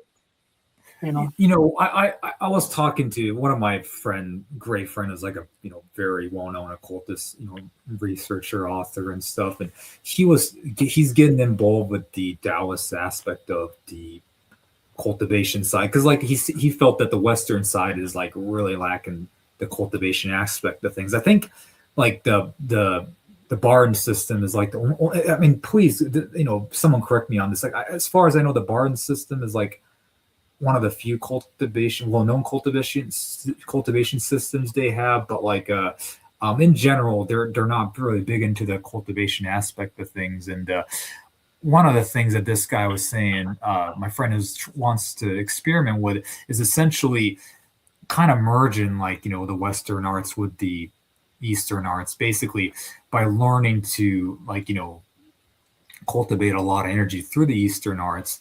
And he uses like the Western arts of like summoning and things like that to like kind of use a little bit of both to like create like a super powerful effect. I've met people like that, and it normally ends badly. So, and I've met people Okay. that I'm not trying to do that. I'm not far. I'll be really direct about this. I've met people that have had large degrees of success with that, but I'll repeat what I said. It ends badly. And one of the reasons why it ends badly is currents don't like to be crossed. So I'm sorry, say that again. Currents don't like to be crossed. Like what are you referring to? So what I mean by that is, like, when you take a teaching from a lineage, it tends to track backwards through time. But anytime someone's initiated properly into a lineage, it normally is a transmission through the Yin Yang point that hooks them up, like it almost like it tunes them to a specific frequency. So then you could think of them as being hooked up, connected up to something like a cable, if you want to call it that. Cables don't like to be crossed. So it normally ends badly. And actually the reality of the situation is there are a lot of people out, even one of the people that reached out to me actually was in a position where they were being influenced by somebody that had almost like collected multiple transmissions, so had multiple initiations and stuff like that. But you don't really, how would I say that?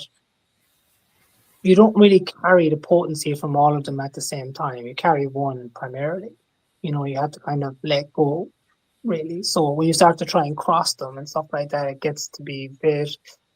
That doesn't mean you can't practice different things, but what I'm saying is when you're trying to mix things, it gets very, very dicey, very, very fast. And it especially gets problematic when you start trying to combine things that oppose one another. Like, for example, the Taoist tradition and the Western tradition are generally polar opposites. They don't mix.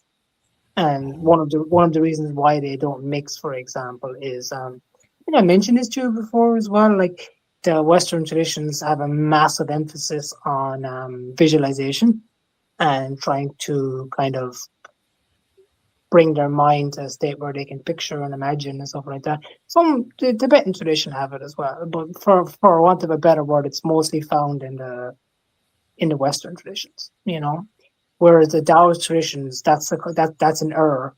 That's a big error. You know, even in the even in the how do I say that, certain aspects of commentaries on the Yellow Core Classic and stuff like that, you can see where they talk about the difference between they've had to make the distinction for people between what visualization should be and what people think it is. And they make it clear it's not imagination, it's not trying to bring your mind to picture something. Actually, you're trying to get the Shen and the Chi to merge so that you can actually get a visual image of these things that you're talking about, this inner landscape, if you want to call it that. You know, like I said, for example, you know, for want of a better word, one of the aspects of opening up the upper center and the celestial eye, or the celestial eye, if you want to call it that, is that you start to be able to see things outside as well. And at later, well, one of the kind of later stages, then you start to be able to see bodhisattvas and things like that as well. So you have people that imagine these things, and you have people that can actually see them for real, like they're not imaginary. Do you get what I'm saying? So when you try to cross those cables over, one of the first things that normally happens to people is they generate chi, they start to imagine things, and they start to get sucked into their imagination, and the imaginary things start to feed more and more and more into their mind. And before you know it, then they've got an aspect where their hun, which is the aspect of the soul linked to the liver, starts to get unanchored. It starts to live in a fantasy world and project images. So it turns into a whole mess, basically, you know. And I've seen this happen a lot of people, a lot. Gotcha. Okay. Yeah. I mean, spirituality is a lot more complicated than I'm coming to understand. So, I yeah. would say if someone wanted to do the Western traditions with the Eastern traditions and stuff like that, you know, if they were trying to work on it seriously, I would say that those things need to be taken sequentially rather than simultaneously. Because it's not that the Western traditions are completely backwards and have everything wrong and there's nothing right about them. I know some people that have had some quite good development with how would I say, the Western traditions, but they can only take you up to a certain point. The Eastern traditions have a lot more to them than the Western ones in general. Um, and I would say, like, I mean, even the Baradon text, I'm familiar with it. It was one of the first texts that I came across when I was younger, you know, and I still recommend one of the practices to that. I recommended one of the practices in that book to someone the other day as a means to sort their mind out. I said, do the soul mirror practice because it's very good to get your thoughts on paper and see your good and bad aspects of yourself, map them out and start to track them over time. So it's not that it's wrong, but when you try to put them together, you're not realizing that systems were built upon specific mechanics by highly realized beings, not people messing around and trying to experiment. And that's where it goes wrong. One of the people that messaged you, I believe, came from a Western mystery tradition. I told you that I had to help them. Is that correct? Yeah. So now Right. you're starting Right. to see that I do have an idea what I'm talking about here. You know. Gotcha. Okay. Yeah. Yeah. Thank you for mentioning that. Let's change subject a little bit now. Um, I recently spoke about Mr. Burdesi. I'm a big fan of Mr. Burdesi. And he was talking about an Indian yogi. I wanted to get your take on this. So he was talking about an Indian yogi who um, ejaculates a lot, that has cities. Are you familiar with this story by chance? I've heard the story. I've heard the story before.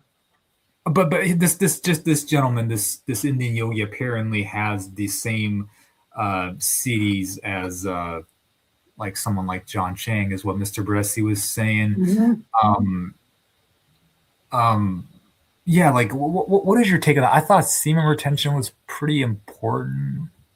Well, I mean, again, I think I mentioned in the first interview, it's not really like semen retention itself is not really cut and dry. It's more about desire based stuff. That's the real kind of juice of it. You know, semen retention.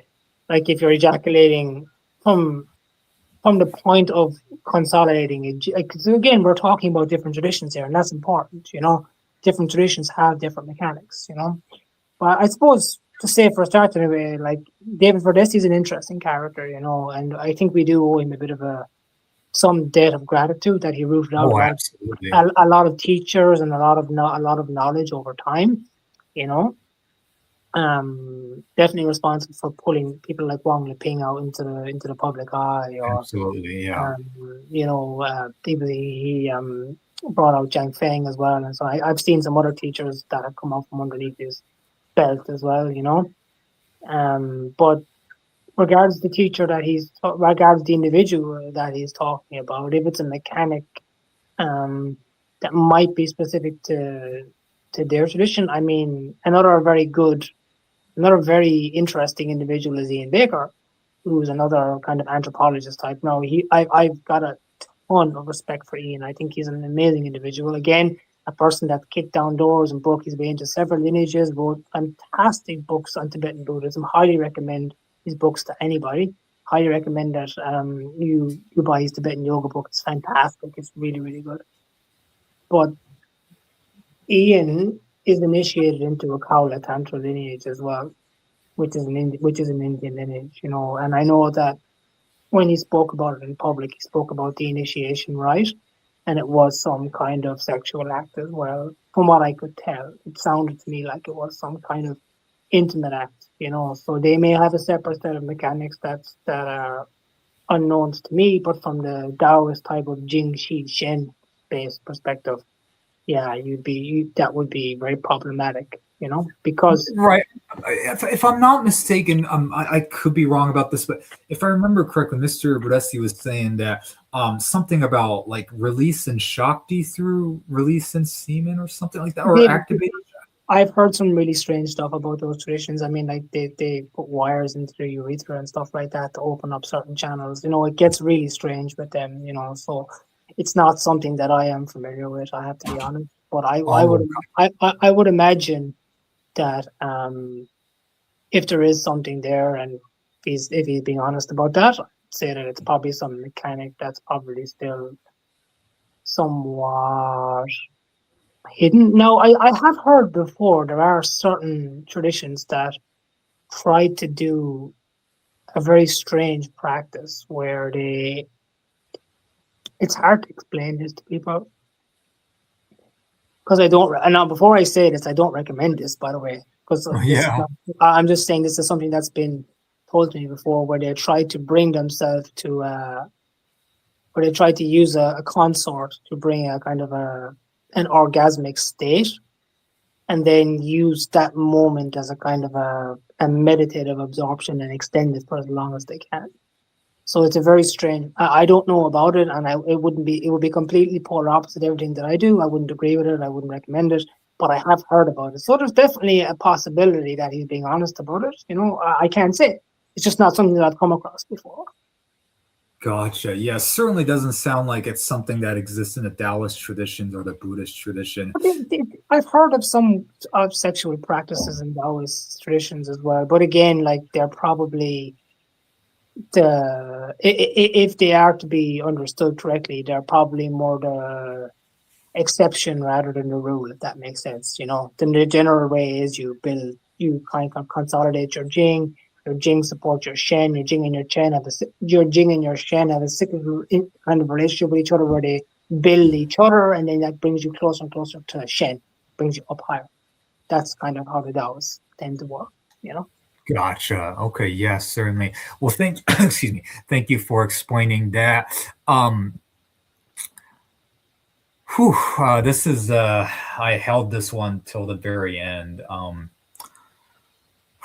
I have a very nervous time asking this, but I will have. I'm gonna, garner the courage to ask this. So obviously, in our last interview, you started taking on some, lack of a better word, students, people to help, I should say. And you were contacted by some various interesting people that were associated with many awesome lineages.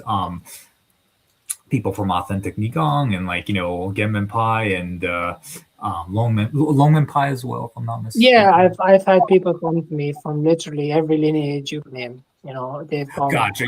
Yeah. So all these wonderful lineages out there, people came to you, Mr. Mitchell's stuff. And as you said, you said every lineage. So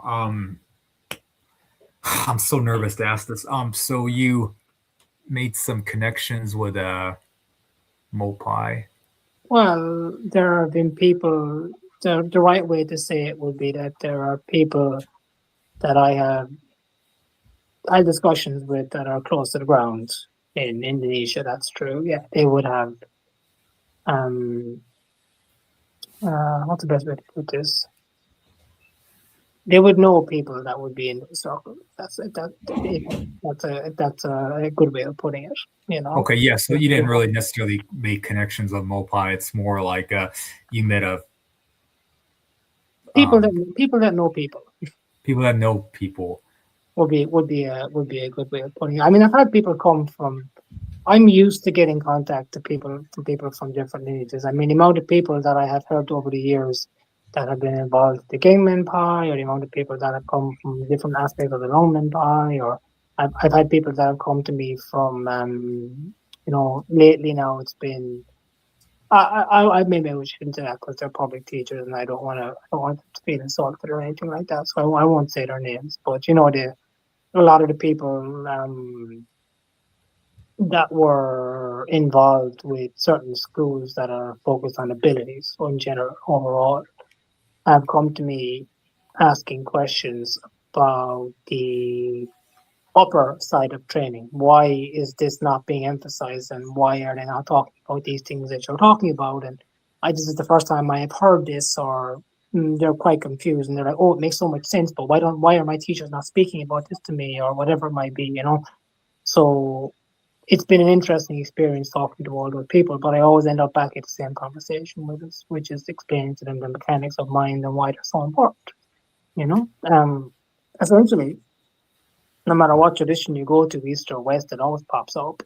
In the West, they talk about the dweller on the threshold, or the guardian of the gate. Or in the Eastern tradition, they talk about passing through the gate or going through the Swan Men or something like that. But it's essentially the self and the mind that stops you from doing it, And this is why I end up back here. And people, I said it the last time, and I'll say it again. The mechanic to actually make traction in practice is to deal with the self. And it sounds simplistic, but Occam's razor is really, really relevant here. Like, the simplest answer is usually the one that's correct. You can sit, you can squeeze your perineum, you can compress your breath, you can do all those things. It won't make a difference. It really won't. Like, you might, at the best, you might get some ability, but you're not touching spirit. It's not happening.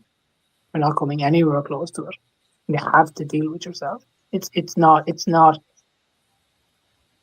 optional. That's the best way I can say it. It's not something you can bypass. And that's, I think, what people struggle with. They want to bypass it, The people that reached out to me from lineages, believe it or not, specifically, that's what they were interested in, was how to get past the self. Are there methods to get past the self? Are there ways to do it? And I told them, you have to figure out because it's not going to be the same for two people. Okay, you can sit down and you can fast. You can do Zen Zai train. You can do heart mind fasting. You can sit and you can deprive yourself of everything else. While you're sitting, you can do that. But when you get up and you go out and live your life, what pulls you towards your desires and your emotions is not going to be the same thing that pulls me. So it's going to look different for everybody else. And you have to become aware of those things. One of the most underestimated qualities is silence, believe it or not. When you're in complete silence is when you start to hear and you start to pay attention more. And that's why I'm going into a retreat now, because I need, if I'm going to have any chance of anchoring what I'm about to go through, I need pretty much outside of basically instruction, I need silence, you know, because any kind of chatter is going to break that connection. And you know, I think we talked about this in private before, but I never did. You say you wanted to talk a little bit about this concept of the Mingxi? Oh, absolutely. Yeah. Could you go into the Mingxi? So to those that don't know, Mingxi means that when you initially told me about that, I thought you said Ming Qi. I thought it was like another one of these Qi things. It's Ming Shi. So it's like the hidden teacher, right? Am Yeah, I correct on? It's it's like Shi. it's the Mingxi or the hidden teacher in Taoism, they call it. And it's an aspect of yourself that becomes apparent to you over a long period of time when you start to, how would I say, go inside. And when we say inside, I think we don't necessarily mean the physical body, but we mean go away from out here. We go in, and a lot of the time it requires extended retreat in order to anchor a connection to it. But once you do get a connection to it, it starts to become like a teacher to you, basically. That's why they call it the hidden teacher or the hidden master. And it becomes very, very pivotal in the upper aspects of training. But the chances of reaching that part of yourself in the waking world is in the hustle and bustle world is practically impossible. You need to go. This is why I said it earlier. And in our first interview, I said there will come also a time when you might be expected to leave permanently. It is the Ming Shi that will literally tell you when it's time to leave permanently. It will tell you when it's your time to go. Because it comes from. It's hard to explain what it is in English. It's kind of like an aspect of your Ling and your Shen, but it's a very highly purified version of yourself that's not exactly here and now. And you can be sure that, in order to contact and establish a connection with it, it takes extended periods of retreat and extended, how would I say that, silence and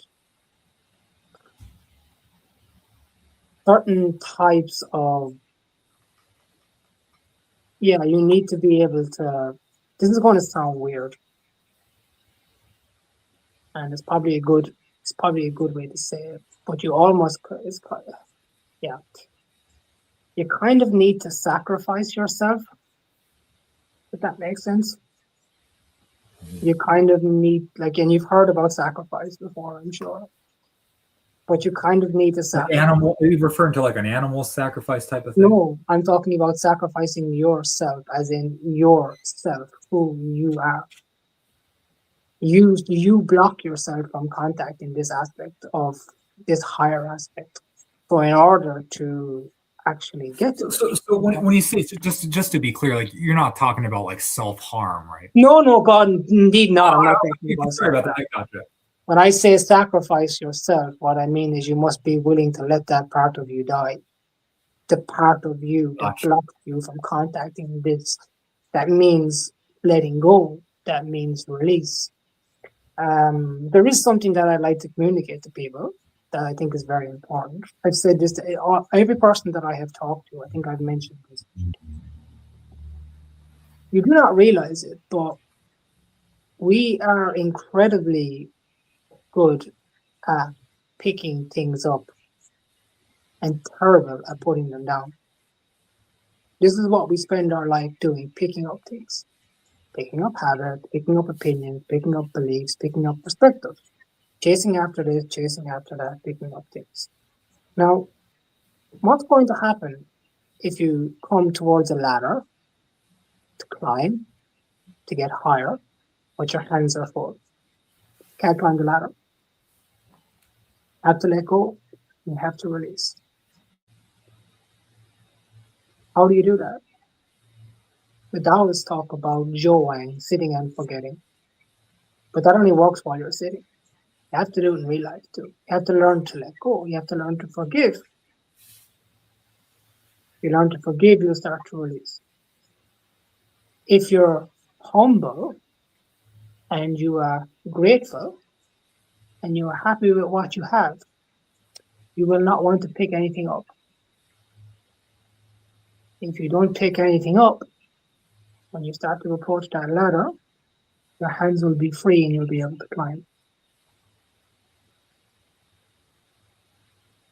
I hope that doesn't get lost on people because it's very, very important. And if I was to leave people with a message, it would be that. Learn to put things down. Don't pick them up.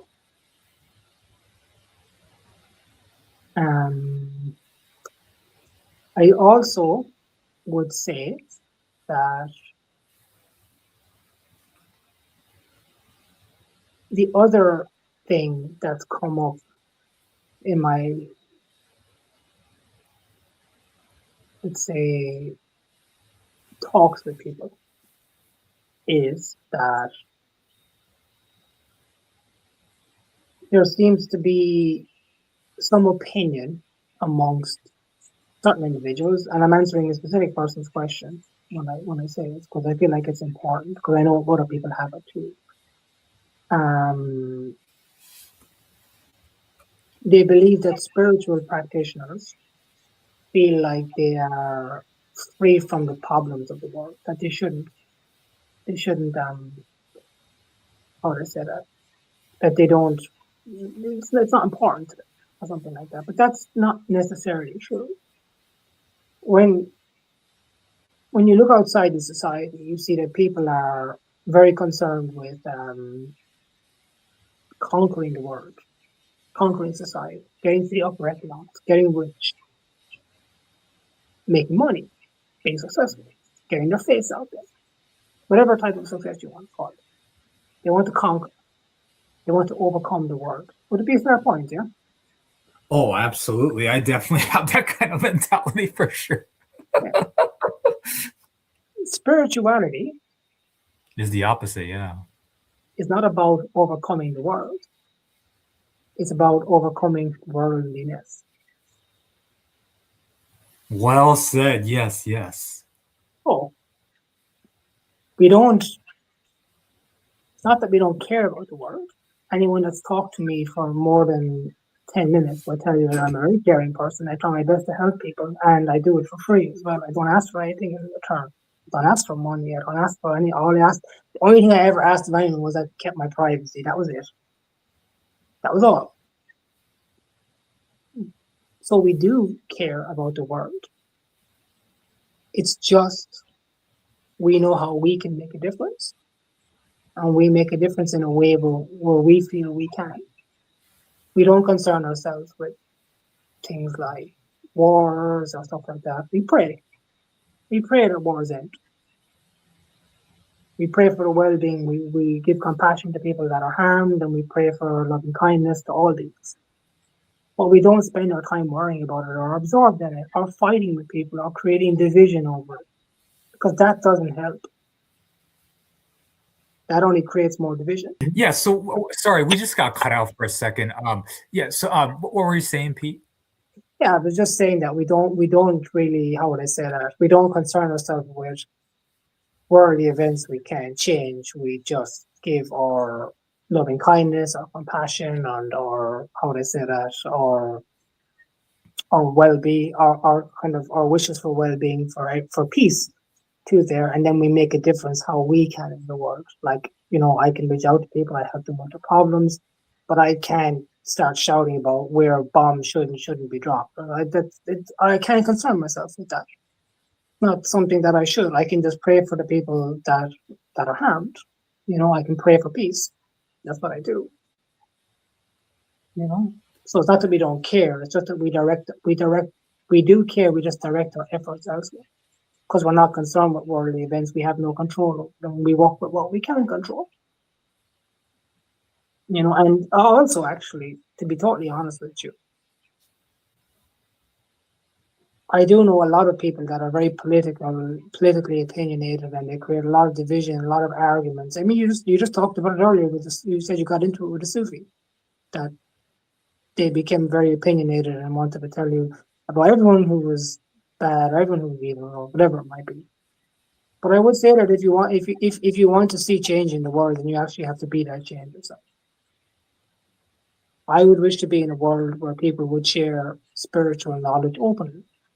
So that's exactly what I do. I give people the benefit of what I've learned. They can take it or leave it. I don't mind. And I don't ask for anything in return. I just do whatever I can to share it. That's all. But if I don't do it, I can never expect anybody else to do it. So I have to be an example and try.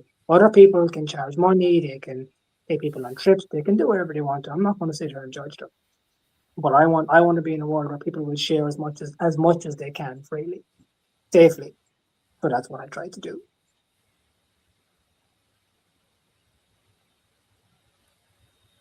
Gotcha. Okay, yeah, that is so wonderful. Certainly. So, well, thank you so much for this interview. The fourth interview, but yeah, thank you so much for this, P. I mean, it's been, P. I just want to say it's.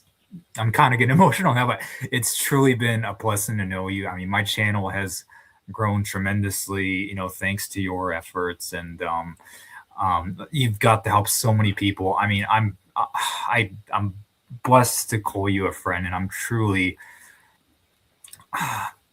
I can't even express how grateful I am that you came into my life. I mean, I really, really was just this dumb nobody that's just like talking about superpowers and, things like that. And like, not very esoteric, I know people's names, but I don't know enough about like the actual techniques and all this kind of stuff. I'm just this guy that's just talking about this subject. And, you came along and you really shed some light into this, wonderful field of like, esotericism and spirituality. And like, it's been, yeah, it's really, truly been a pleasure. So, well, I mean, I think I said this to you before. I really appreciate how would I say that?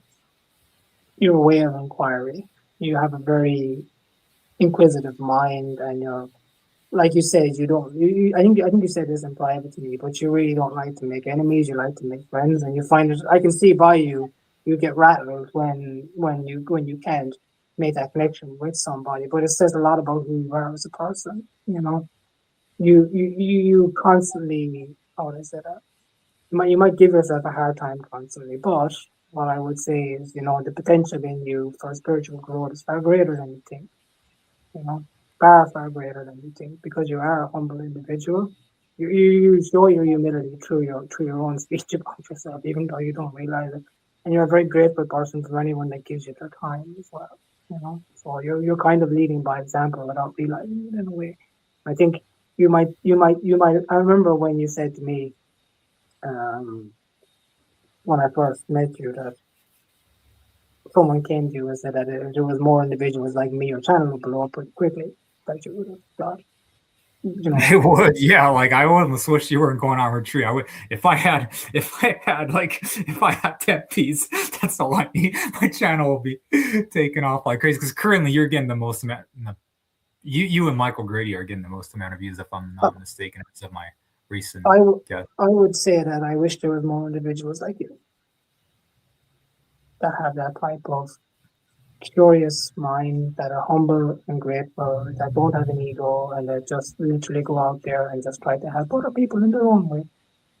Or maybe you should give yourself a pat in the back and stop giving everyone else a pat in the back for a change. Because I consider I'm quite grateful to call you a friend as well. And I don't call many people. How would I say? I have lots of acquaintances, but I don't keep many people close. And I think that I told you that even though I'll be on retreat, I will check in with you every so often to make sure that you're okay and see how you're doing. Oh, you are. That's good to know. I thought I won't see you for a while. No, So I'm not. But like, it's good that you're gonna be willing to check in on me, because I mean you're in a lot of ways you're like a mentor to me. So like you saw me disappear for a few weeks there. I was gone off the radar completely. Like that, I do that often, but this is going to be a bit more extended. But Yeah, which There's is understandable. I mean, I was off the radar too. Like, I just didn't want, like, I guess this is a perfect time for me to share this, like, what I was going through. But like, I was gonna quit. Like, I was just gonna say, dude, I'm done. Like, I was gonna put a silly mask on and do social media, which still I still might do. But like, I was literally just gonna be done with this. I just felt like this. I'm not competent in doing this. I'm far too attached to desires, and I felt like,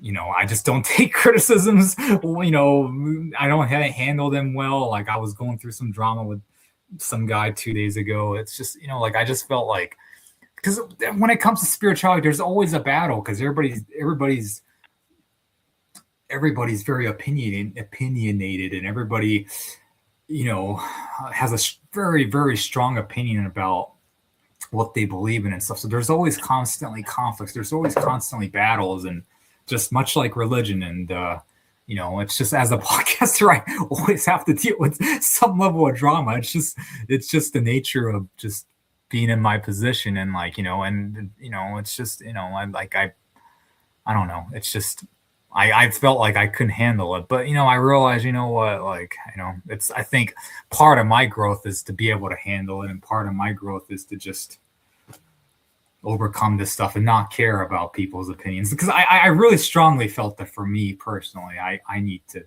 this is a tool of growth for me. So That's that's kind what of I'm trying to. that's kind of what I feel like as well. You know, I often say to people, lessons will be learned, and lessons will be repeated until they're learned.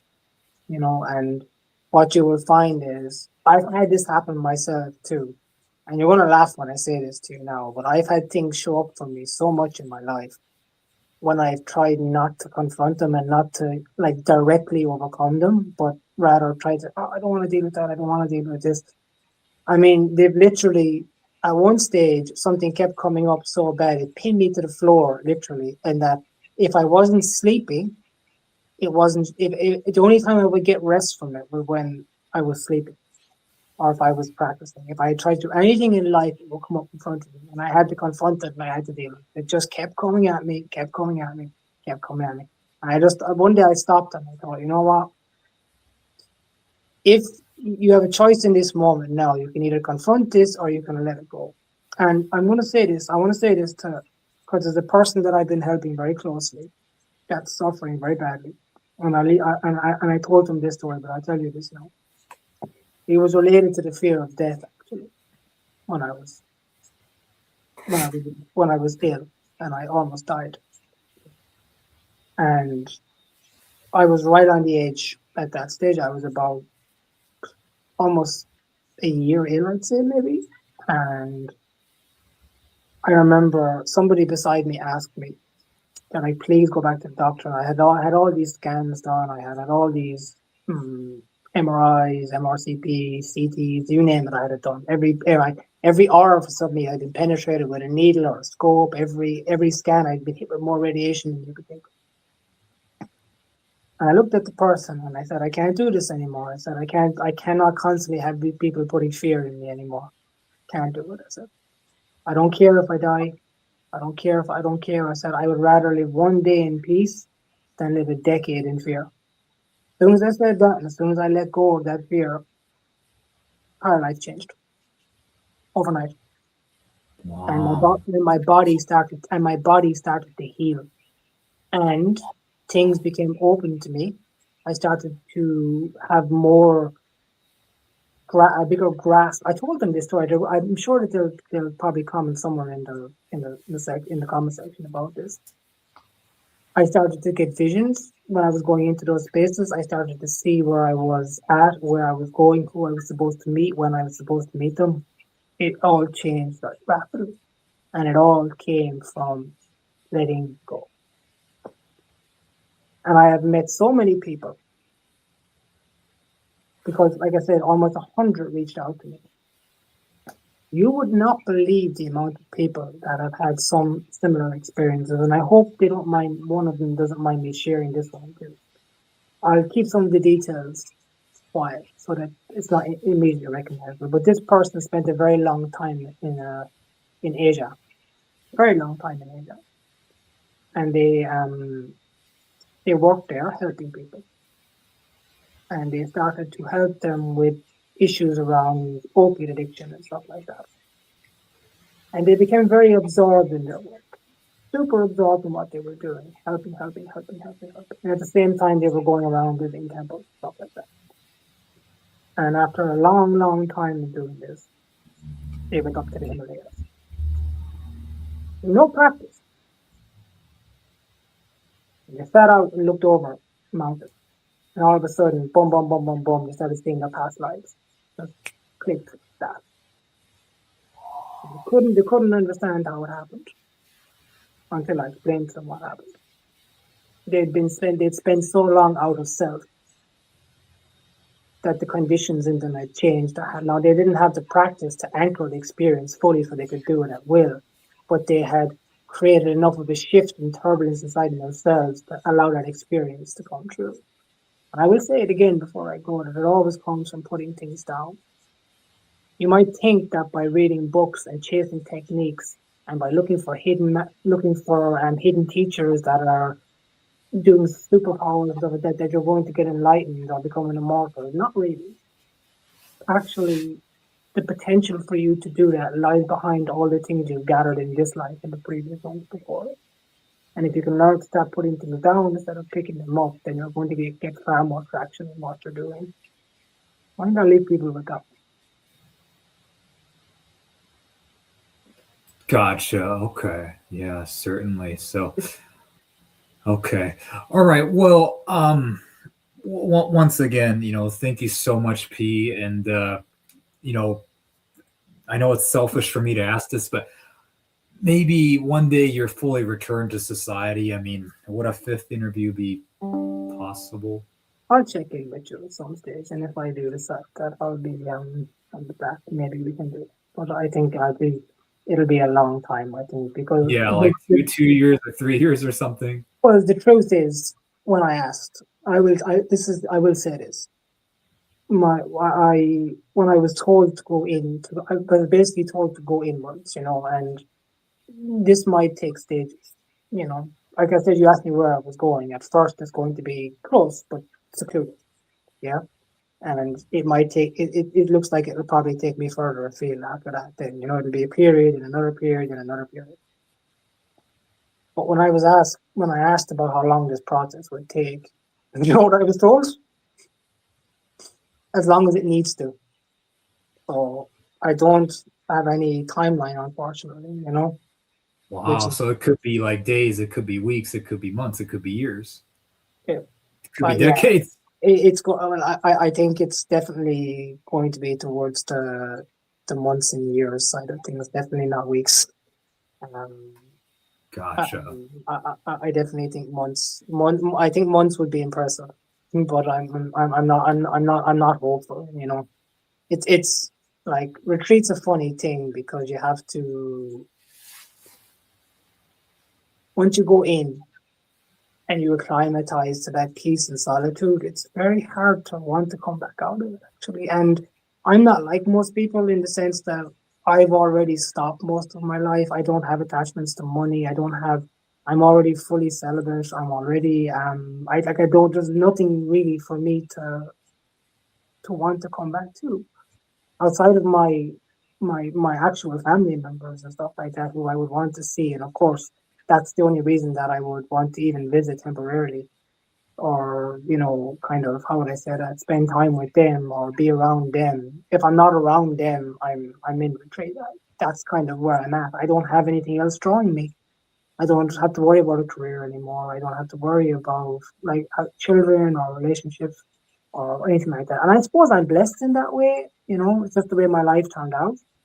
But yeah, that's kind of where I'm at. So, that's probably why that's probably why my life ended up, or why I ended up being a contractor rather than a permanent employee or something. I was able to fit those things around what was going on, what was lining up for me in the future. So, yeah.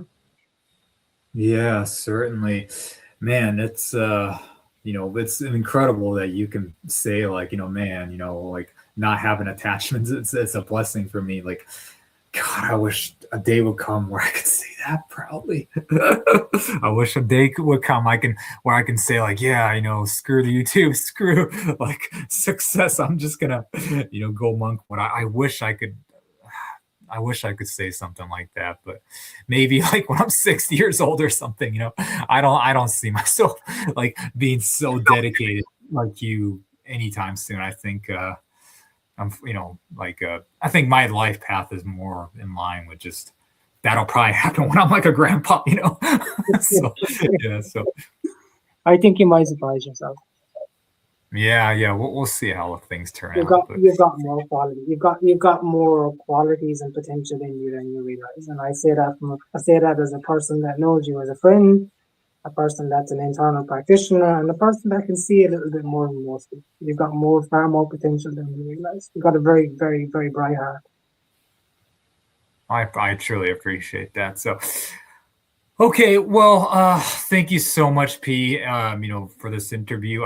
Nothing to share in the links. Unfortunately, P is going on retreat, so we will wrap this interview up. So, thank you so much, P. You're really welcome, Ken. And if I just wanted to say one thing to you, please don't try to be divisive in the comments. Just try to be nice to each other, please. And I wish you all well in your practice. I wish you nothing but peace and prosperity. And I hope you all do well and find answers to whatever path you tread on. So be well and take care. Yep. See you, P. Until one day we meet again. Bye.